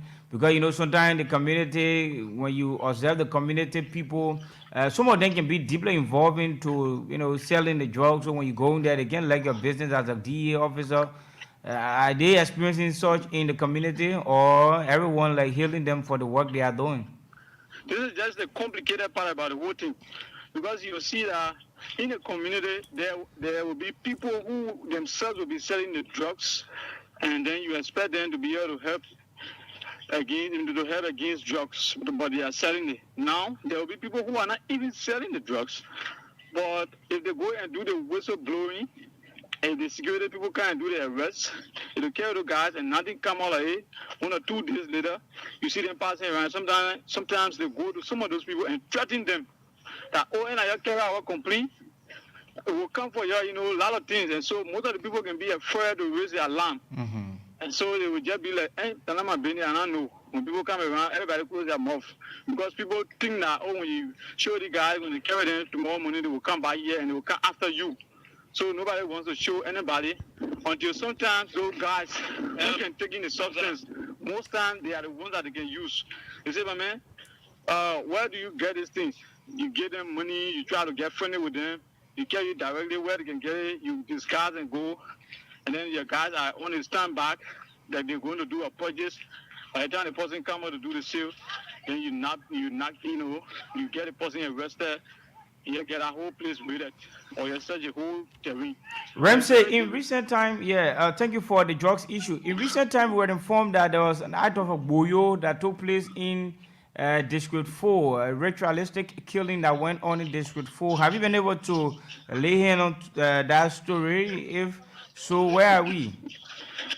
In district number 4, my Gibby County, the district of Emmanuel Ya, that district, a lot of things are happening there bad in recent time. And I hope that he will work hard, and I hope he can be able to put a feed on her, because that district, as you may be aware, the issue where you had the flat people going to break down some of the whole village and carry on disgruntled attitudes. This is something that happened there, and up to now, we stay looking up to what they are going to do, because he said he's with the locals. They are going to ensure that justice is served. Well, as we speak, the case is at a standstill. Everything is like it is sleeping at the moment. And my people only went when the people went for the second time to carry the country there, they left. He told them, say, yeah, take the country there, we will come back, send it to the country there, we will allow the flower men to work. They have not been able to go back. They didn't show specific time to go back. And I don't know whether the lawmaker is doing any other thing about that, but I know that he had a meeting with them 1 or 2 times and gave a commitment to ensuring that justice is served to the people. Now, with the Boyo Bene or the Hamen issue, he called press conference condemning the death of one little boy who, we understand, was killed by his own brother for ritualistic purposes. And then, I don't know what next have they done about that too, because they said they were doing investigation. Then we heard about the death of another lady, but we got to understand that when they went to check to find the body, they said they could not find the body. That was just information. People were just talking about it all around the place. It's not truth. But there have been a lot of information coming, some not confirmed. A lot of complaints from people in that place that the place is getting more dangerous and Hamen Benin is tough in district number 4. So what is the office of the representative doing? That's why he need to stay the public now. That what he's doing, what is strategy he got, what are they doing? Because sometimes way back, under the regime of former Representative Fofana, it used to be and subsided. I don't know what they did now. Up to the time he had taken over, it is coming back again. I don't know what's happening. What are the locals there themselves? They got people using them to do it, or what's happening? But his office got a big responsibility to ensuring that they put a lot of things into place. The Buyo or Hamen business, the people got to be peaceful in that district. So I think Emmanuel got to do a lot of things. He got to put his feet on her. So the 2 days or 48 hours ultimatum he gave the Ministry of Internal Affairs to have probed into that land dispute, the 2 days has passed. It goes up to about a week now. So it means he lied. The 2 days were just a fly. So he lied to the people. Yeah, that's how people want to describe it, because he said 48 hours ultimatum. And then it was after 3 days that the man Oliver went and took his mother's body, from the place to go and rebury the Manugo father, because he said he was seeing nothing being done. But at the time he heard the press conference was held by Emmanuel Ya, the representative, that they gave the man 48 hours to go and refurbish the grave. And then at the end of the 2 days, we were expecting to hear another statement or to say that some action was taken. So that was the 3rd day. The 3rd day was about 3 weeks after the boss had grave. So he said, but then there's no need to be waiting. Let me go and take my mother's body from there and carry it to another place to go and rebury it. And so he carried. So the 48-hour ultimatum, nothing. I called the chief of officer the other time asking, what are you guys doing? Or what is it that the 48 hours passed, we didn't hear anything and nothing is happening? He said they are doing what they can do, but the reason why they will not do anything because the man already took away his mother's body. I said, no, the man took his mother's body after 72 hours, and he said 48 hours. And that 72 hours was part of 3 weeks that the body was outside. So the man said he was left with no other alternative but to rebury his mother at another location.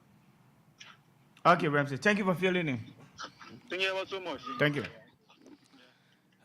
Ramsey is the branch manager in Margibi County, Kakata. And we will have to move on and talk to Alfred Wiki. Alfred is the Bone County correspondent, and he will have to fill us in with development coming from Domfa in Bone County. Alfred will have to tell us more about what happened in Bone County with regards to citizens of that area being called upon, to a meeting or developmental stuff. But he has detail, and we're trying to connect him at the moment. Soon as we get him, you have to listen to him to fill us in this afternoon.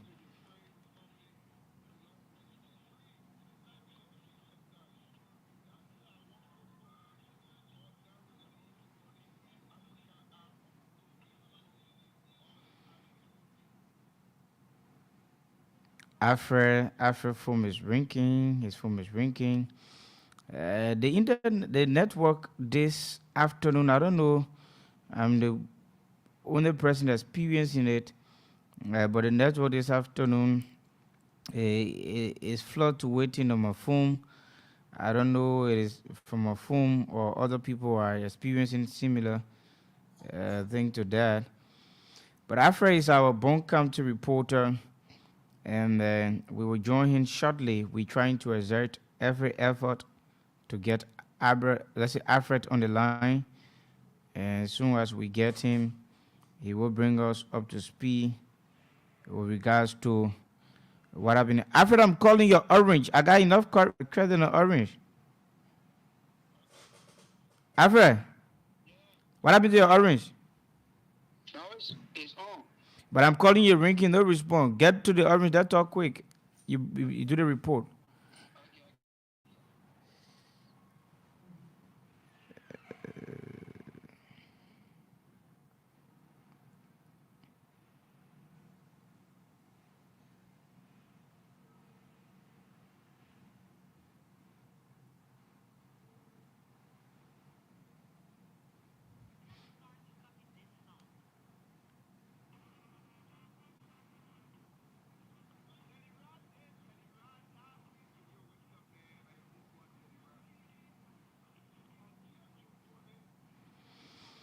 I'm trying to connect Alfred, but I don't know what is he doing. It seems to be he's distant from his orange phone, and if he's distant from the orange phone, we wouldn't go any longer and do anything extra. Hello?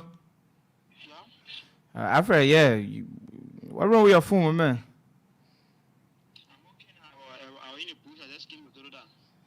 man? Okay, how is Totota? Totota is relatively kind. You're always in the bush. What are you doing in the bush, my man? What you can go do in the bush?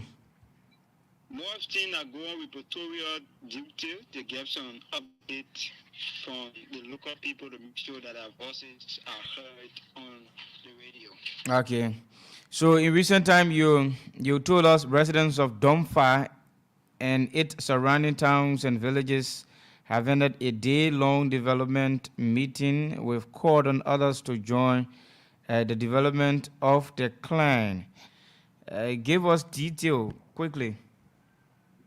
Yeah, as you rightly said, residents of Domfa and the surrounding villages have ended a day-long development meeting with a call on others to join the development for the clan. Domfa is a town in Salat district administratively, but it falls in Uniquala district administratively. So it is like a boundary. Electorally is in Sarala and administratively is in Uniquala district. And they were opportune to have a cooperative called Bon Kuka Tonon. These have been operating since 2010. But late in 2022, under the regime of former President George Manowiya, they were opportune to get support from the United Nations Development Program, that's the UNDP, happened to be sponsoring them with some materials. So last year they received some machines from UNDP in order to keep their cooperative operating and providing more foods for themselves in order to feed themselves as a community and Bon County as a whole. So last year, the UNDP ought to give them tractor and other materials.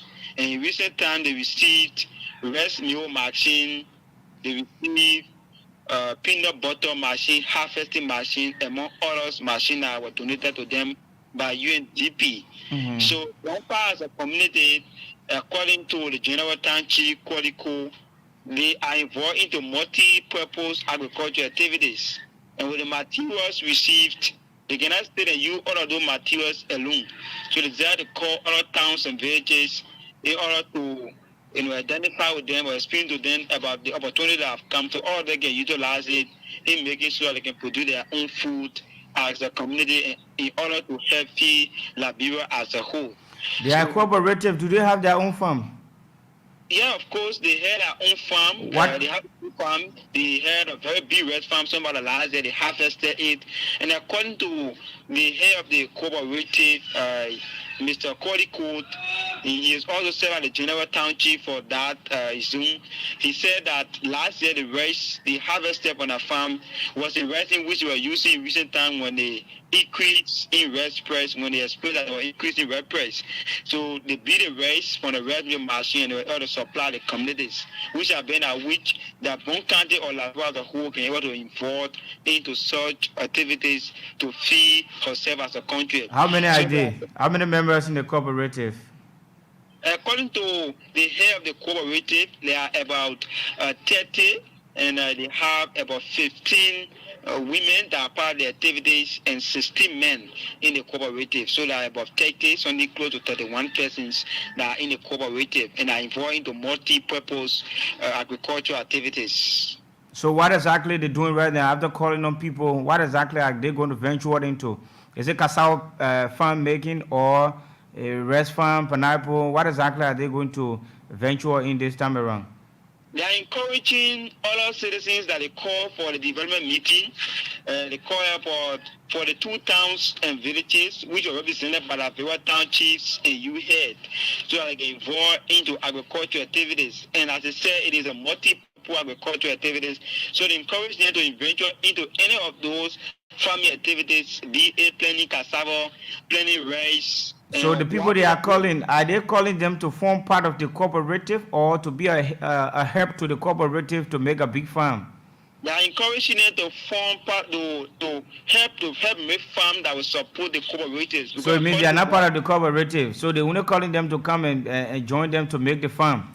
Exactly, because how you think the guys will be encouraged to come and just join and make the farm and they are not part of the cooperative? Why they made the farm and the cooperative decides what to do with the farm? So they are not helping the cooperative to make farm for the cooperative, but the cooperative have called them so that they can be able to make their own farm in the various areas, so they can make use of the machines and provide more foods for themselves and their family and even the communities they live in. So according to the head of the cooperative, the call was not to, tell or not to join the cooperative to make farm, but to make their own farm so the cooperative can be supportive to them, right? Exactly. Or just in case if you got your rice, you want to process it, you come to the cooperative and use the machine to process your rice, to beat it for you. Exactly. Oh, okay. That was the meeting was about, and the meeting ended successfully. Some of the participants welcomed the idea and they were able to talk to media men and say that they are indeed impressed about the meeting and they will form part of the activities to make sure that they can produce more food in order to feed themselves as residents or a community that will be funny part of that process. Thank you, Alfred. Is there any other thing in Bon County that occurred recently you want to talk about? And I hope to update you because I'm just in the bush and I'm feeling reluctant, and I hope to update you more on tomorrow. Okay, thank you, Alfred. Okay, so that's it. That's it. Now we cut the day on the presentation of the correspondents and put their reports into a content. And then let me first start with Alfred. Alfred in Bon County, his report about citizens in Yilikwala district in Bon County, particularly Donfa town and its surrounding villages. They were being called upon to have a development meeting how the cooperative Kukatono there will be supportive to the citizens or citizenry of that district, good about making their low farms. If you got cassava patch, when you harvest the cassava, they turn it to gari, make it with gari for you, then you can have it sold, and you can use the money to purchase anything of your choice or your wish. And they also got the rice processing machine, something people will feel reluctant, very tired, hesitant, it appears very big to people beating rice in the molar, and they got the rice machine. So all you do is you make the rice farm. After harvesting, you just take the rice to the rice mill, and they will process it for you so you can carry the clean rice and you can have yourself enjoying. So that's the good news for the guys there in Bone County. Now we move to Margibi. Margibi is always reporting a lot of stories. They use one stone to kill many birds. The first story was about the William Topagan who hanged himself in District 4, Margibi County. According to a reporter, on yesterday morning, the husband left and went on the farm. The guy who hanged himself down, the victim, he went on the farm, or the deceived went on the farm. And when he went, before leaving to go on the farm, his wife left to come Kakata to sell some of their material or goods they had there. And they already had coal they gave to some of their customers, and she went to collect the money. So prior to her leaving from the farm or the town to come to Kakata, she told the children, two of the children, remember the guy, according to Ramsey, the guy got 7 children. They sent 2 of the children on the farm to make a follow-up and carry the key of the door to their father on the farm. So when they went on the farm, they could not see their father at the kitchen. Tried to call upon him. They could not see him. They could not hear him. So they started walking, along the farm, and they saw his slippers whistling, right by the bush. So they decided to chase after his footprint, in a swamp on the farm. When you take out the slippers like that, you walking, your footprint will be, in the grass or in the swamp or on the grass or whatever stuff. So the children walk, and not too far, according to Ramsey, they went and saw their father hanging. He used a cable along with a cement rope. He hung himself in the bush, and he died. So when he died, they called on the CSD from Kakata. They went there. They set up a juror team, and the team went and assessed the body. There was no foul play, and they buried him. But before he could die or before he could hang himself, they have investigated that he and his wife had an issue long ago, and he left the woman and swore upon his dead mother and said when he go back to his wife or the girl, 2 of them were together. When he go back to the woman, his dead mother's spirit should carry him. So people begged him, talked to him. He said he never wanted the woman. After a while, he himself decided to forgive the woman and go back to the woman and tell the woman say she needed to come home. When he went to the woman said she was not also coming too because that was time to bluff too. So he called on people, they went and talked to the woman, and the woman came home. So when the woman came home, prior to his death or hanging himself, they said in recent days, the man just been by himself, his behavior just turned strange. He not talking to nobody. Sometimes when he turned to talk to you, when you ask him 1-2 questions, he turned his back. He will not answer you the way you want him to answer you. He was not really responding to people as he has usually lived with the people. So after he died now, people who came to sympathize, obviously when people die, the people will come to sympathize. One of his former women who died, let's say who left from another village and have gotten married to another man, the man now has a pickup. He took other people from their own village to come in the village where the man hung himself to come and sympathize, giving the understanding that they were more agad that her former man now hang himself so and die, so we got to go there to sympathize. So they all came and they sympathized. They used the pickup, the whole people, after the burial. The people got back on the pickup. They were going back to where they came from. While going, unfortunately for them, the pickup fell a somersaulted on a hill. When it fell down, unfortunately, according to Ramsey, the pickup fell on a lady's neck and it broke instantly. So the pickup was flaming. When car falls, the gasoline, when it's still, in the container or something in the tank, you can see the flame coming up. Then when there's a connection between the exhaust and the tank, it can spark up fire. So yesterday, according to Ramsey now, the pickup caught your fire. When it caught your fire, people who were fighting to leave the car, some of them got burned badly. The woman who the pickup fell over her neck, she burned completely, according to Ramsey. And the other people who, partly got burned, some of them got burned badly because sometimes you can get burned from the first degree, second degree, layer and stuff. They took them to the Rennie Hospital in Kakata yesterday. After a while, they were not responding adequately to the treatment based on how the degree the burn took place.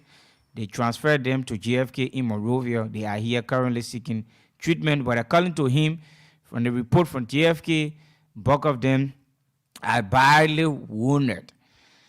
Then the issue of Boyo. He talked about the issue of Boyo in recent time. There was a little boy body that was being found in District 4, representing Emmanuel Yan District. The little boy was being killed according to the report. The juror that went and assessed the body, there was a fireplace.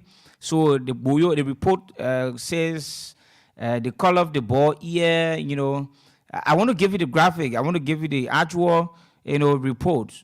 The color of the boy ear cut one of his legs. Cut off his private part, took off his eyeball, cut the tongue. That's a boyoti now. They have many things. That's how they can kill the people.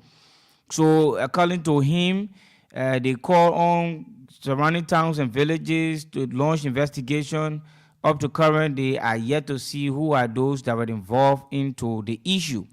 Then again, there was a speculation again that another lady got missing. So they launched a search for the lady. They check. Later now they came in again. They said nobody lost. It was just a mere speculation. That's the issue of the Boyo. And then prior to this issue of the Boyo and stuff, there has been this issue in District 4, Makibi County, as Ramsey usually reports on. There's a Fulanins who went and took a land from a Liberian guy, bust the man's grave and took the body outside. The representative Emmanuel Yah was being engaged on the matter, and he went there. He had a press conference. In the press conference, he gave the Fulanins, the guy who bought the land, according to him, he bought the land, but they say it was illegal and how they went to invade the guy from the land, cut down his trees and store his crops on the land. According to Ramsey report, Emmanuel Yah, the representative, gave 48 hours ultimatum to the Fulanins to rebuild the guy's mother tomb on the land so as they can continue with the case. After the 48 hours, nothing was done. It went up to 72 or 78 hours, according to Ramsey. Koluba, who they bought his mother's grave, felt disgraced, shame, and very sorrowful that 3 weeks the mother body was outside, and the casket was outside, the grave did not bust it, so he felt that it was not a good one for his mother to be disgraced like that. So he decided to take the remains of his mother from the spot to carry to Kakata to Mandingo Quarter to have her buried. So he buried the mother now. According to him, they meet up to the chief of office staff of the representative Emmanuel Yah. Won't leave our page. He told Ramsey that they gave 48 hours, but then the man, after the 48 hours, the man went and took his mother's body from the tomb and want to rebury. So because of that, they not expect them to come here again and do anything. So it means he lied because the time they show, they gave for the 8 hours and they went 72 hours. So for the 8 hours, 72 hours, that was additional day added. There was no action, nothing, no sound showing that the man is serious for the issue. And the man too, Caliber too, his mother has spent almost pretty close to 3 weeks being outside. They cast it outside, It can happen to anybody. You'll not feel fine, seeing your mother body outside or your mother remains outside. Then you be happy with it, waiting. And these things, sometimes they say that case issue, it's hazardous in the community, for a dead body to be in the community, smelling out and stuff. So that's how he took the body. So the representative did not, perform or did not do exactly what the people needed him to have done according to him, because he gave his own time. Nobody told him to tell the people to get in 2 days. He told the people, meaning he understood exactly how the nature of the case was, to tell the people, say, in 2 days' times, he will work on things and the people are going to do it.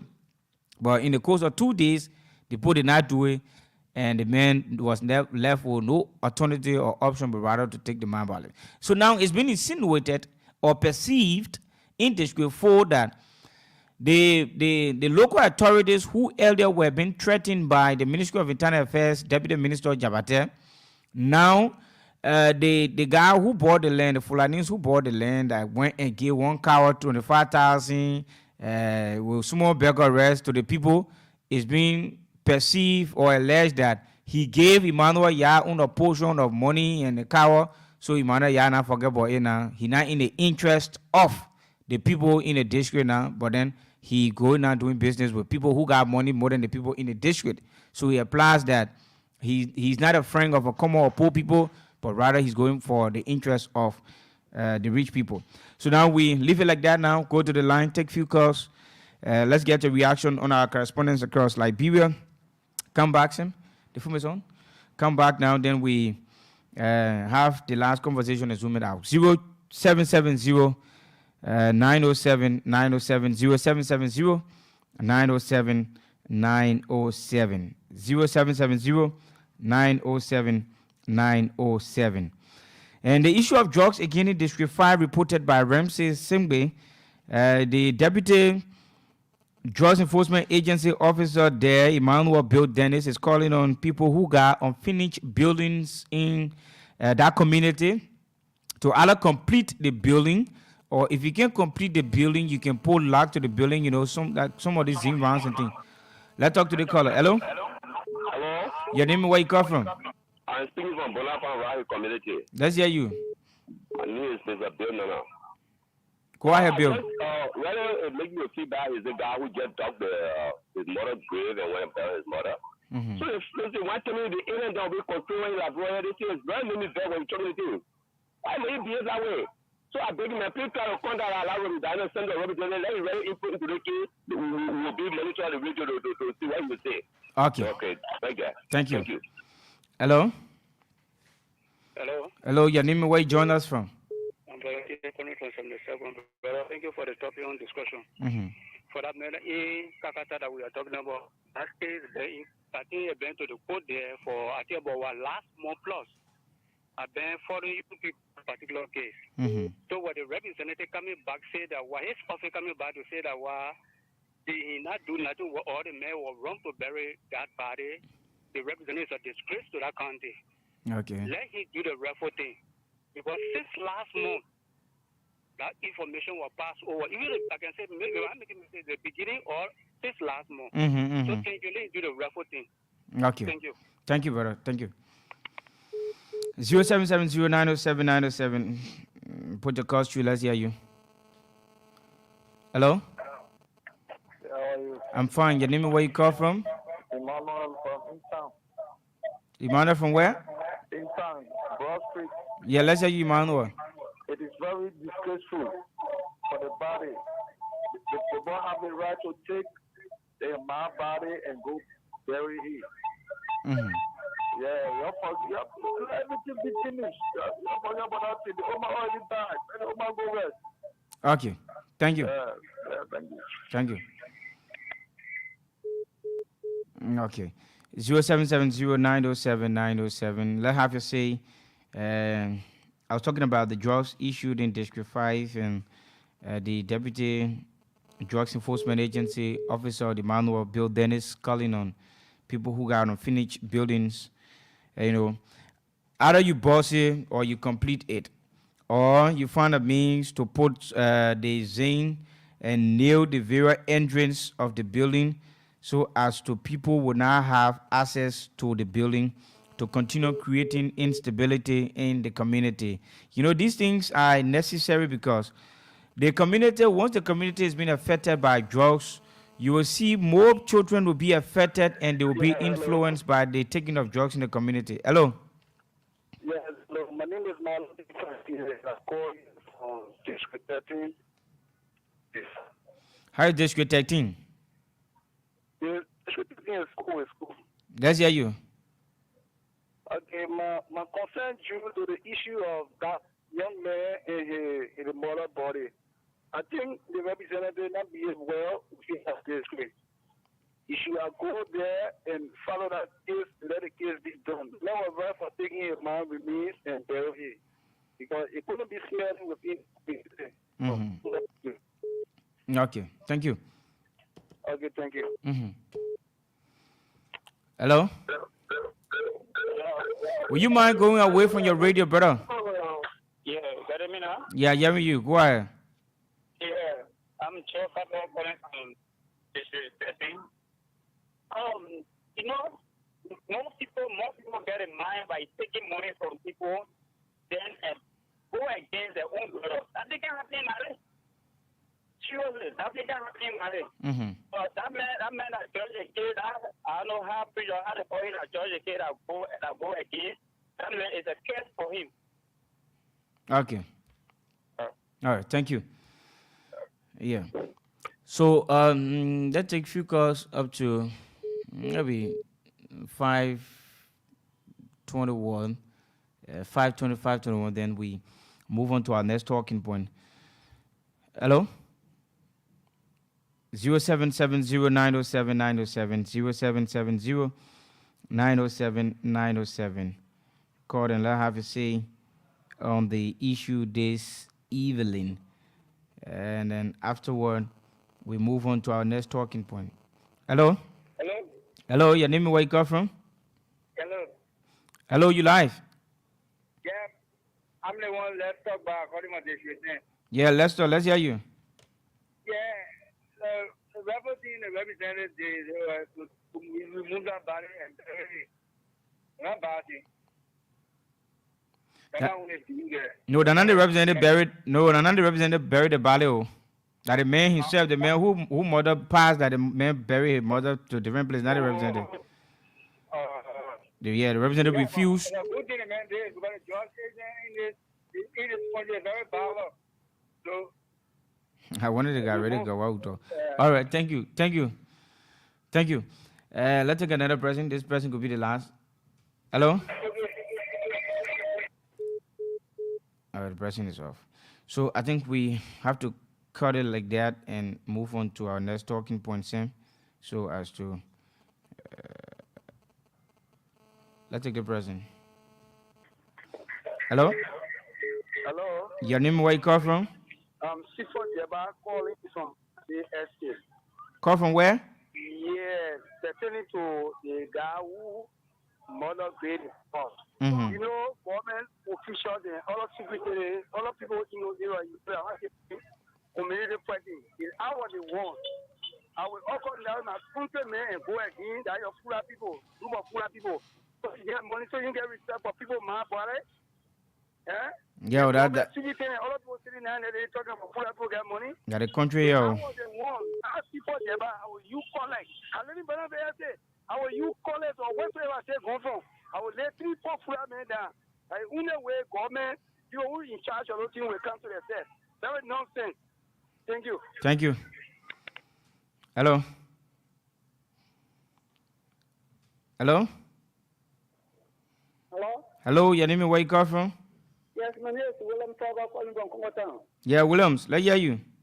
Look, very Martin, still when people play with them, Martin, somebody else for the balling outside. You know what I mean? That's what he just started from coming.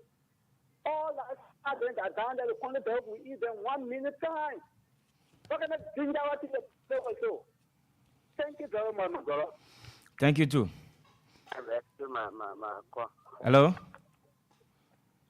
Hello? Hello? Yeah, you live. Your name and where you join us from? My name is Sonny calling from Banga. Yeah, Sonny, let's hear you.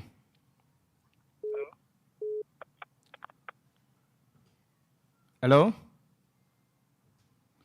Hello? Yeah, good afternoon. Good afternoon. Good evening. Your name and where you come from? Yeah, thank you very much. Let me appreciate the all the Liberia family. My name is Jerry Wanima. I do call from 24th Street. Mm-hmm. I listen to the Bigger and Pieces. After the show, I really appreciate you guys, man. Especially when it comes to my GB issue that was highlighted when it comes to that Boyo issue. It happened in red. I'm an era there because I'm from the Bomber Road era. Okay. See, actually, the government need to come in with that Boyo business. People cheering and lost to that place. But really kind of, even senator, what happened there? We don't know what's unfolding in that area. I think what can stop it a little bit is the corner there. Must have generally head up to the traditional pool hall and then try to pull the corner there water and patrol because that's what usually happen there. When you go there and patrol, you don't see that thing happening. If you have me seeing a cable there, man, that's good around now. So, but because people killing, people cheering, it's not fine in society. You don't know what a child will be tomorrow. Then you see the child, you harm them or you kill them. It's not good because you want to get him ejected. It's very wrong, and we have Liberia disease for it. Thank you. Thank you. Thank you very much. Yeah, let's take somebody. Hello?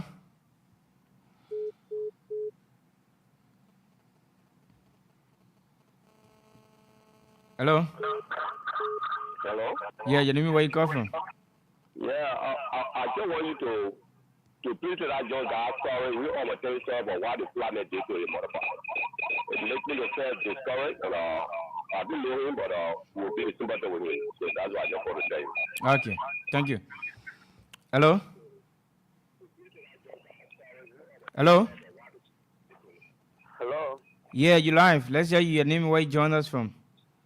This is Sonny took by a call from Banga City, from Kante. Yeah, Sonny, let's hear you. Yes, thank you for your show. I appreciate you. No, my attention has been drawn to the issue of this reform in my County. Mm-hmm. You know, the issue about killing innocent people, these things been happening in the past. But other leaders that were there to try to continue it, because the president of the current lawmaker, my appeal to him is to use his office and authority to see reason that other people's lives will be protected. Because we know him, we know the background he's from, but we don't want to go any deep of that because we just want to have a peaceful community where our people will live like before, at least to see the better young people coming out. Thank you so much. What record you think you know about him that you don't want to go deep into? Hello? Yeah, you say you know something about him. No, the issues about Emmanuel, yeah, we told people that this person is not the rightful president for the district, but they already have been selected as leaders. We only pray that our people's lives should be secure to have a better, smooth community. All right, thank you. Thank you ever so much. Thank you. Hello?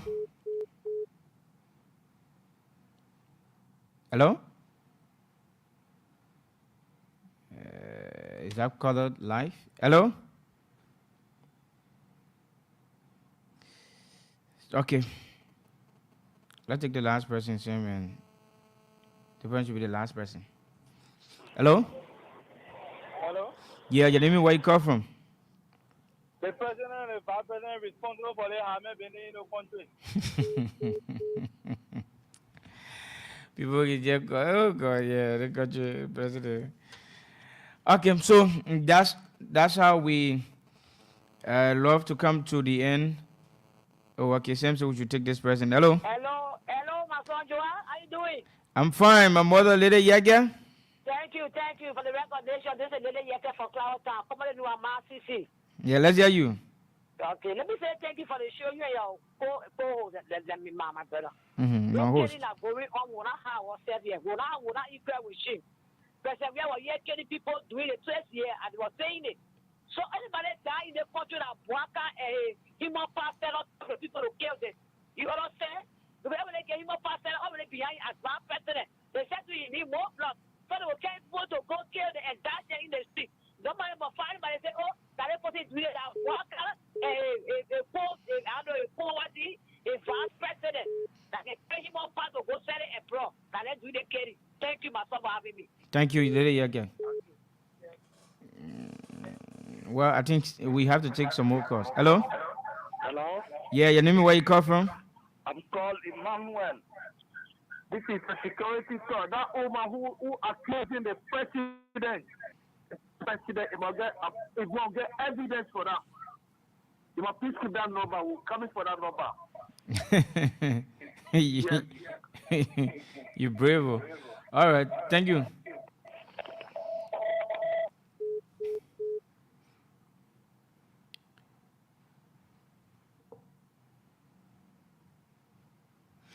So that's it. That's all the calls now we can take. I think we have 5:26 at the moment.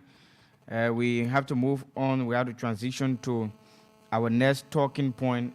Same, we have to transition to the next talking point. And as soon as we transition, then we have a discuss a bit and we zoom it out and we will be going home and having a day on the presentation bit and pieces. Okay, so let me see.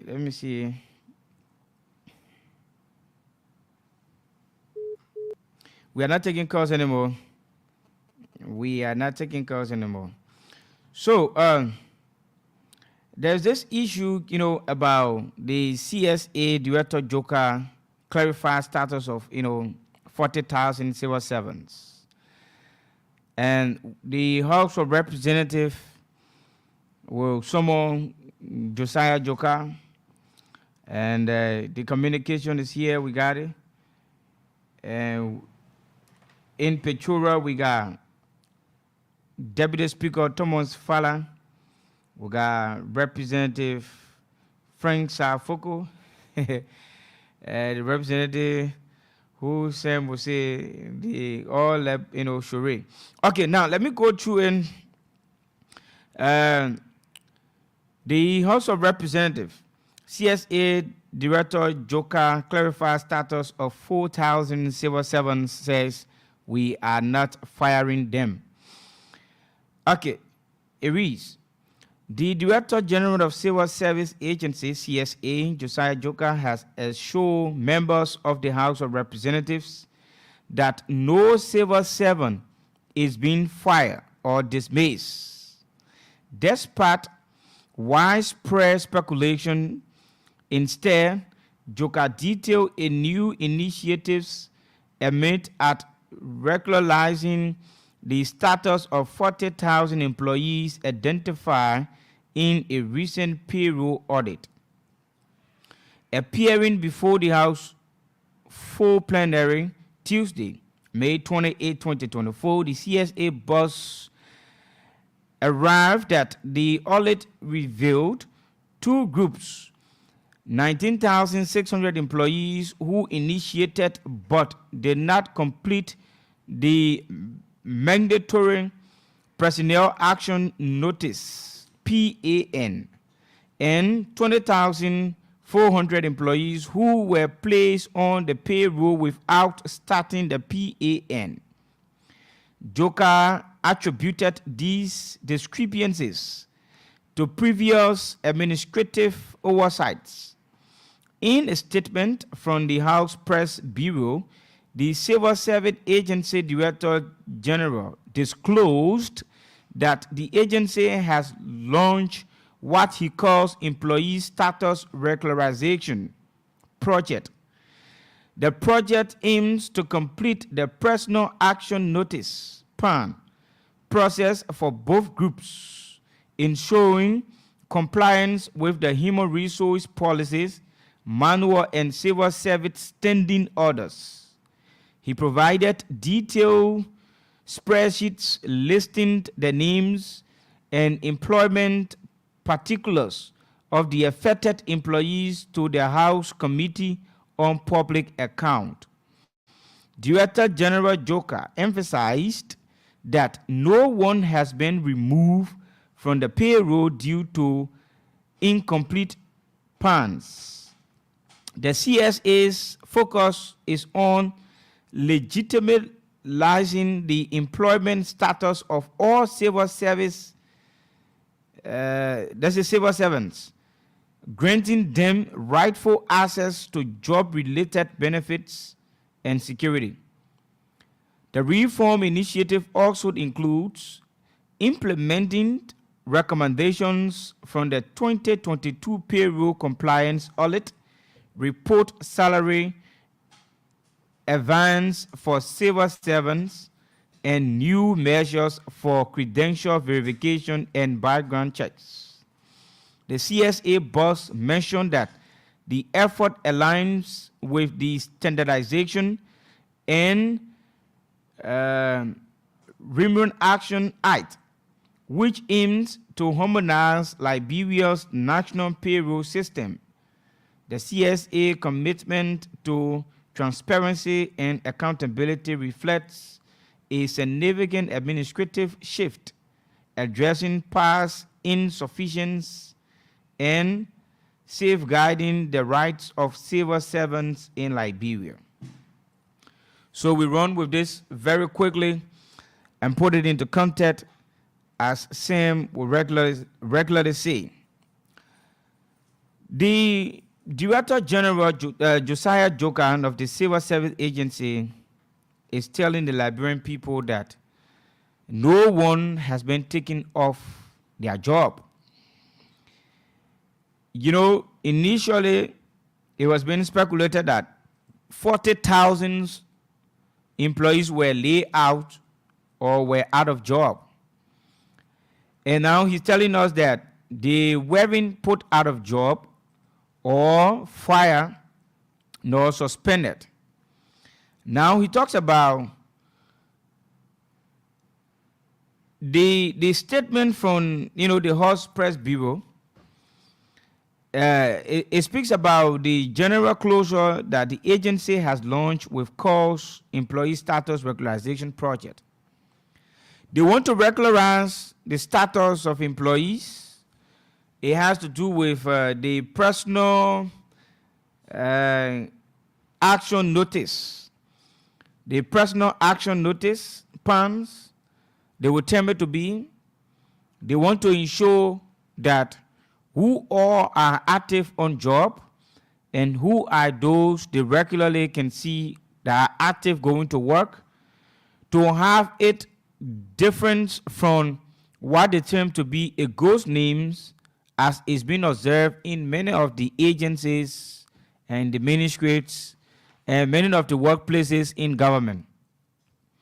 With the act, the personal action notice, you got a lot of agencies, ministries that got a lot of ghost names, and according to Joker, they did not sack anybody, they did not fire anybody, but they're going through the regularization process or project, where if you were on supplementary payroll, they will regularize you. If you meet up with all of the regular criteria, you can be placed on the payroll proper to be making the real money you're supposed to make.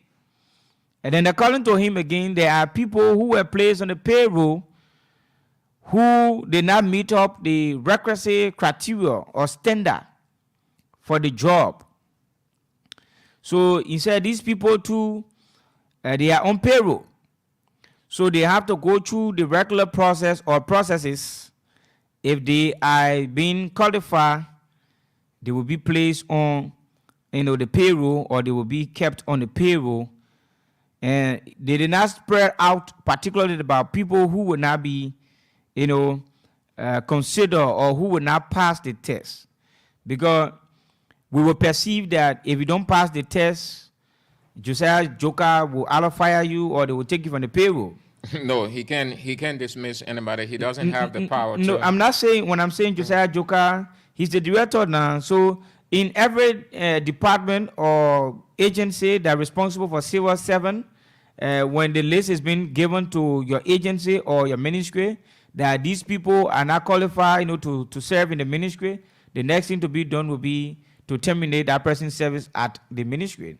So when I'm saying Josiah But Joker, those people are dismissed. Whatever. This is what they refer to as political rhetoric. Those people, he was there. I listened to his entire address. Mhm. In fact, some of the lawmakers will take up extra questions with him, and he faltered because he could not readily convince them that those 40,000 aren't off job. No, they are dismissed. They are not within those places.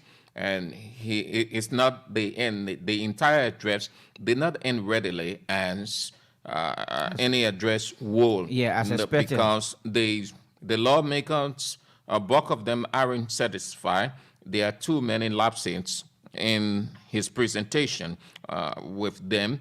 So he tried. He thought that he could bully them, but most of them are literate enough. Yeah. But the reality is, those 40,000 40,000 are off the payroll. Whatever he said, it was purely rhetoric.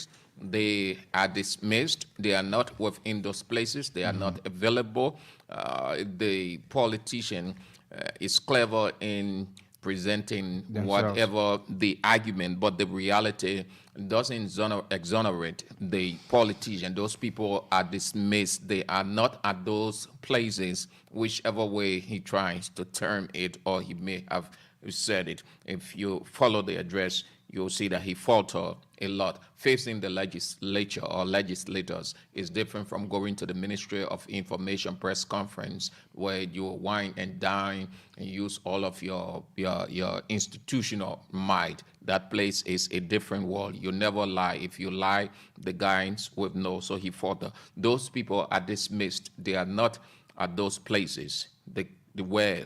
So 40,000, Unity Party has turned down 40,000. They are off completely. Okay, so our people, not all, some are back in the country, an estimated 750, thanks to the negotiating effort of Jerry Ama, who is spearheading the government team in concert with the head see those Liberia. The LPRC boss will give a stance, and the stance are damaging, not encouraging at all, but no. Let me take back the word damaging, but something of that requires a little bit of surety. He gave a start that is so interesting to hear. And you listen very carefully, you'll hear the start. He made it clear that those Liberians who resided in Ghana are in Liberia.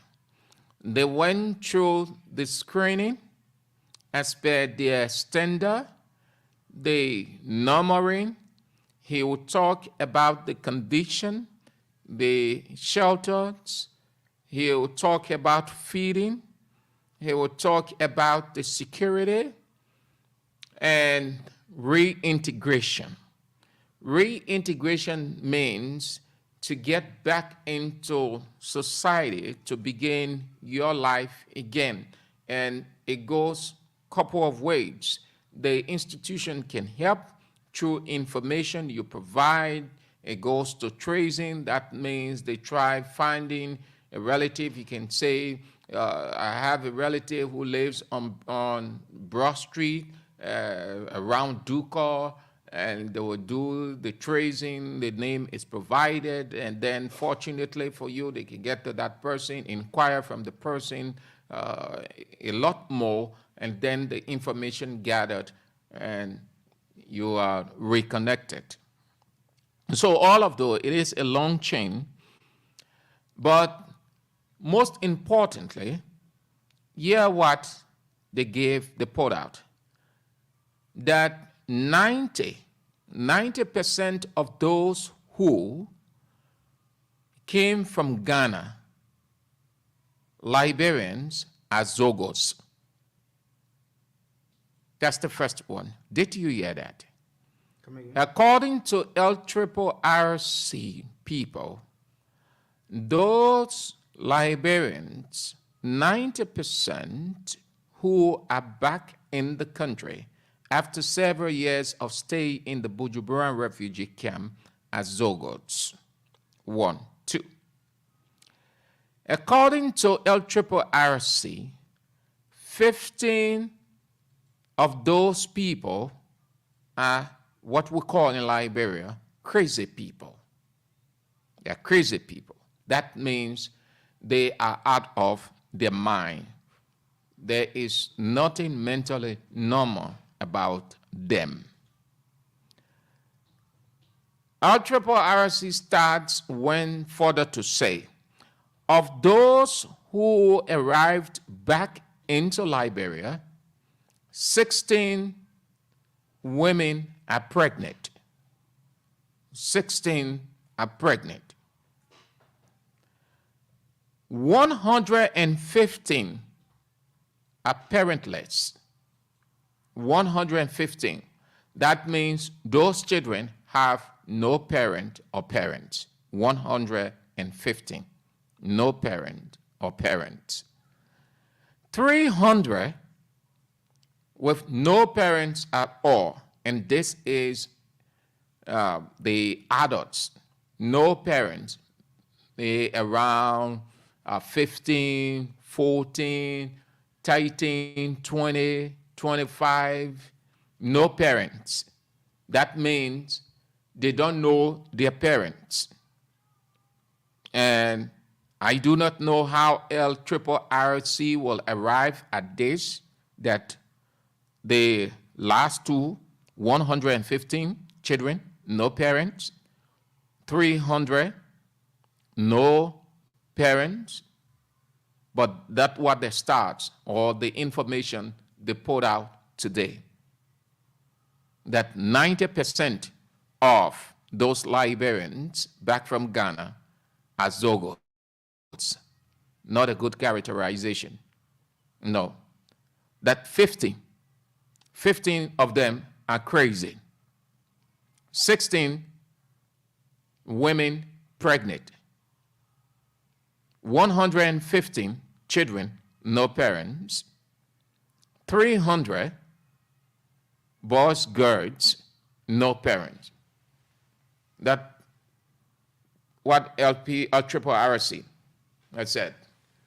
You want to have your say on this? Share your thoughts in the next few minutes, but this is what LRRC put out.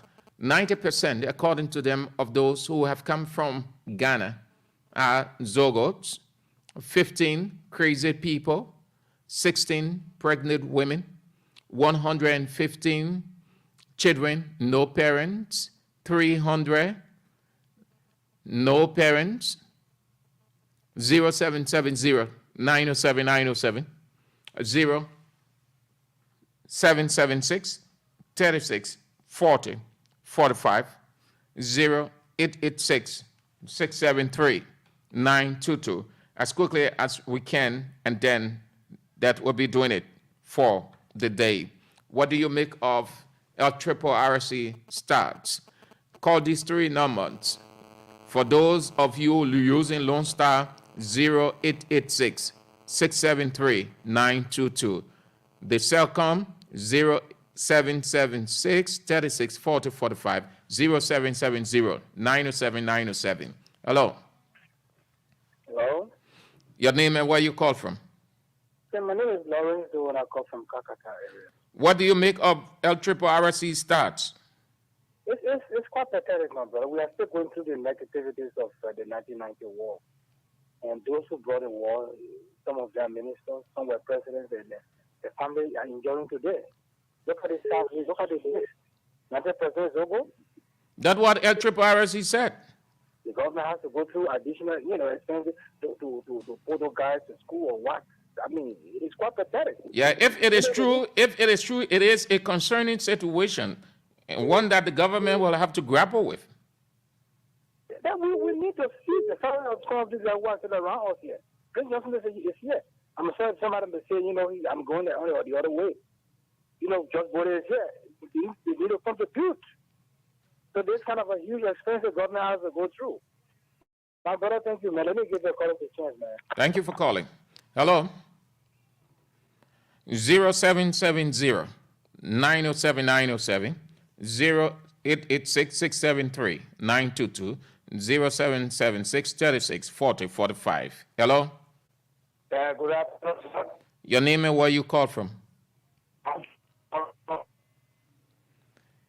Your line is cracking. Won't you mind changing your location? Hello? Your name? Lower your radio. Your radio don't have to be loud. Hello? Yes, your name and where you call from? My name is Daniel Fadre. Let's hear you, Daniel. Yeah, brother, listening to the percentage that they give you, 90% is Zogo. That's what RRC said. L. There we need to do well. The government need to try our best because Zogo is already in the country and then we accept another Zogo to join us. So we need training for our brothers and sisters. But do you believe RRC that they are Zogos, or it's just a description they chose to use? But the description that they use now will be accepting us. We are not nothing. But how do you think they arrive at Zogo? How do you know Zogo? How does one determine a Zogo? Zogo are people that when you see in the street, you will know them as Zogo really. Because when I appear, you see other people are dirty, other people taking iron, other people taking some substances that they're not supposed to take. So you think though that's how bulk of those people came into the country? I really sure it is so. All right. Thank you. Hello? Hello? Your name and where you call from? I'm calling from Lefoco, Bujo Island. You see the news I'm hearing about our brother and sister are returned from Ghana. When I know they are powerless and Zogo, I think those are brought chaos. Those are brought trouble in the country. The Arizona State, the Japanese, No, it doesn't make sense to shift blame on politicians. What is your understanding of LRRC stats? That is the statistics they give. Listen to what I'm talking about. Our brother and sister left the country because there was a... No, Chief. Forget about all of those things. You face the problem you have before you. Hello? Hello, good afternoon, sir. Good afternoon. Yeah, I'm Jonas Morris again, calling from Cuba Farm. Let's hear you. In relationship to your discussion, President LRRC didn't just bring these people. These people were previously profiled by the U.S. government. So giving these statistics will be used. But these were But do you think the characterization Zogo is the right description for LRRC to use, given what we've already grappling with, the psychological burden we are faced with? So I think government technocrats who are previously worked in the refugee situation supposed to come in using these terms in humanitarian agencies. We don't use these terminologies on people who are vulnerable. There are people who are at high risk. That terminology to be used. So I came he wrongly used. Okay. Respect is to work along with other NGOs who have experience in working with returnees and refugees. Thank you, sir. Thank you, sir. I understood you. Your line is cracking. Thank you ever so much. Have a nice day. Thank you. Hello? Hello? Your name and where you call from? Yeah, I'm on the line. I'm trying to learn a basic. What I'm trying to give you is No, you want to give other people the chance. You can't monopolize the line. Hello? Hello? James calling from Makogoya resident. James what? James Willie. Yeah, what do you make of the information that LRRC provided? Well, LRRC is an organization well known in Liberia, and those of them that made up LRRC, they are Liberians. They know Zogos. They know Zogos. They know Zogos. So Zogos, Liberian Zogos were in Ghana, and the government brought back Liberian Zogos. And so Zogos. That's why I'm saying the RRC analysis is not far from reality. Okay. So we have to just put our feet down, and it's not about the government; it's about Liberians. So we have to put our feet down to know what to do next. The next step, that is more than death trap. That's a Thank you, sir. property trap. Thank you. Hello. Hello. Hello. Your name and where you call from? I'm Michael Kina, calling from the Douala Inn. Let's hear you, Michael. Yeah, I feel so bad about the situation on which our citizens were sent. But however, that's the decision of the government in the other country. It's also similar to others. We are independent Liberia. We also have other citizens in our country almost doing a similar thing, but we feel that too much stigmatized mind. Those people are getting our country doing things or such, but we don't take decision against them. So that's the decision the government are taking. So it's also similar to us as independent country to also be able to take some of those decisions. Thank you for calling. Have a nice day. Hello. You are on the air. Yeah.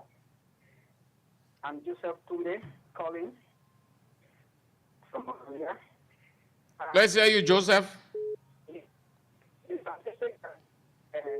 Triple RC is what giving is really confusing, and why is it confusing? Since they have been in Ghana, we didn't hear one day that there are Zokos among them. Only upon arriving on the soil that they have been pronounced 90% being Zoko and 90% is parent, no parent, and 300 no parent. I would recommend that the government use intelligence to really scrutinize those people to know about it. If it is not another thing that is being hidden as an agenda to have support. What kind of international support? Sure. Because you will not tell me that none of them will have a trace of family background, even though the 90 war made what impact or negative impact on them. We will say yes to some, but the huge amount over there is questionable. Thank you for calling. Have a nice day. Thank you. Let's hear you. Chief, your line probably, the weather is not good. Most of you, your lines are cracking. So that's why the LRRC reported more coming up. They said about 80% brought back from Ghana, Zogos, 15 crazy people, 16 pregnant women. The number increased. 183, no parents. 183, no parents. 300, no families. 300 children, that means 300 children. It's not 300, but 183. 183. So that's small thing the people are doing in Ghana now. One small thing from Liberian in Liberian words, you know what I mean, and that's small thing. 183 children, no parents. That's why a triple RC sale. They use the word parentless. Parentless. That means no parent, either no man or no pa, or no man, no pa. Someone taking care and say, okay, say you're going back to Liberia, they left the child here, or I don't want to be taking care of the child, so the Liberian man or the Liberian pa, you can carry the child. Yeah, not easy. And 300, no parent too. I want that boys and girls now, baby people. Okay, so very quickly, the Senate Committee on Public Works will put their neck on the chopping board begging for Public Works Ministry blunder in awarding controversial contracts without legislative approval, saying it was a misstep with good intention. The Senate Joint Committee on Public Works and Judiciary reported missteps in the awarding of contracts by the Ministry of Public Works to about 10 contractors for the rehabilitation of roads across Liberia without the legislature, but said it was an inadvertent misstep. The contracts worth 22 million United States dollars for a period of 2 years. Okay, so that's it. That's all the time we've got for the show today. Tomorrow, Good Morning Liberia is on with Sekou Sharif and Samira Wallam. You're going to hear more of the events unfolding in Liberia. So that's it. That's all the time. Just to get you talking, or if you got in and you didn't get it, this is except from LRRC. You have the full detail coming up. They say 80% of Liberian brought back from Ghana recently are Zogos, 15 are crazy people, 16 are pregnant women, 183 kids or children, no parentless, and 300 people, boys, girls, no families. So that's it. That's all the time we've got to be on the show. Joa? Yeah, so we appreciate everyone for following, and thanks to all of those who contributed on the show. We'll be here again, God willing, on tomorrow. I've been Edwin Belfin Juan, Sam Andrews, and Patrick Sa on the camera. Thanks for following and listening. We'll be back tomorrow.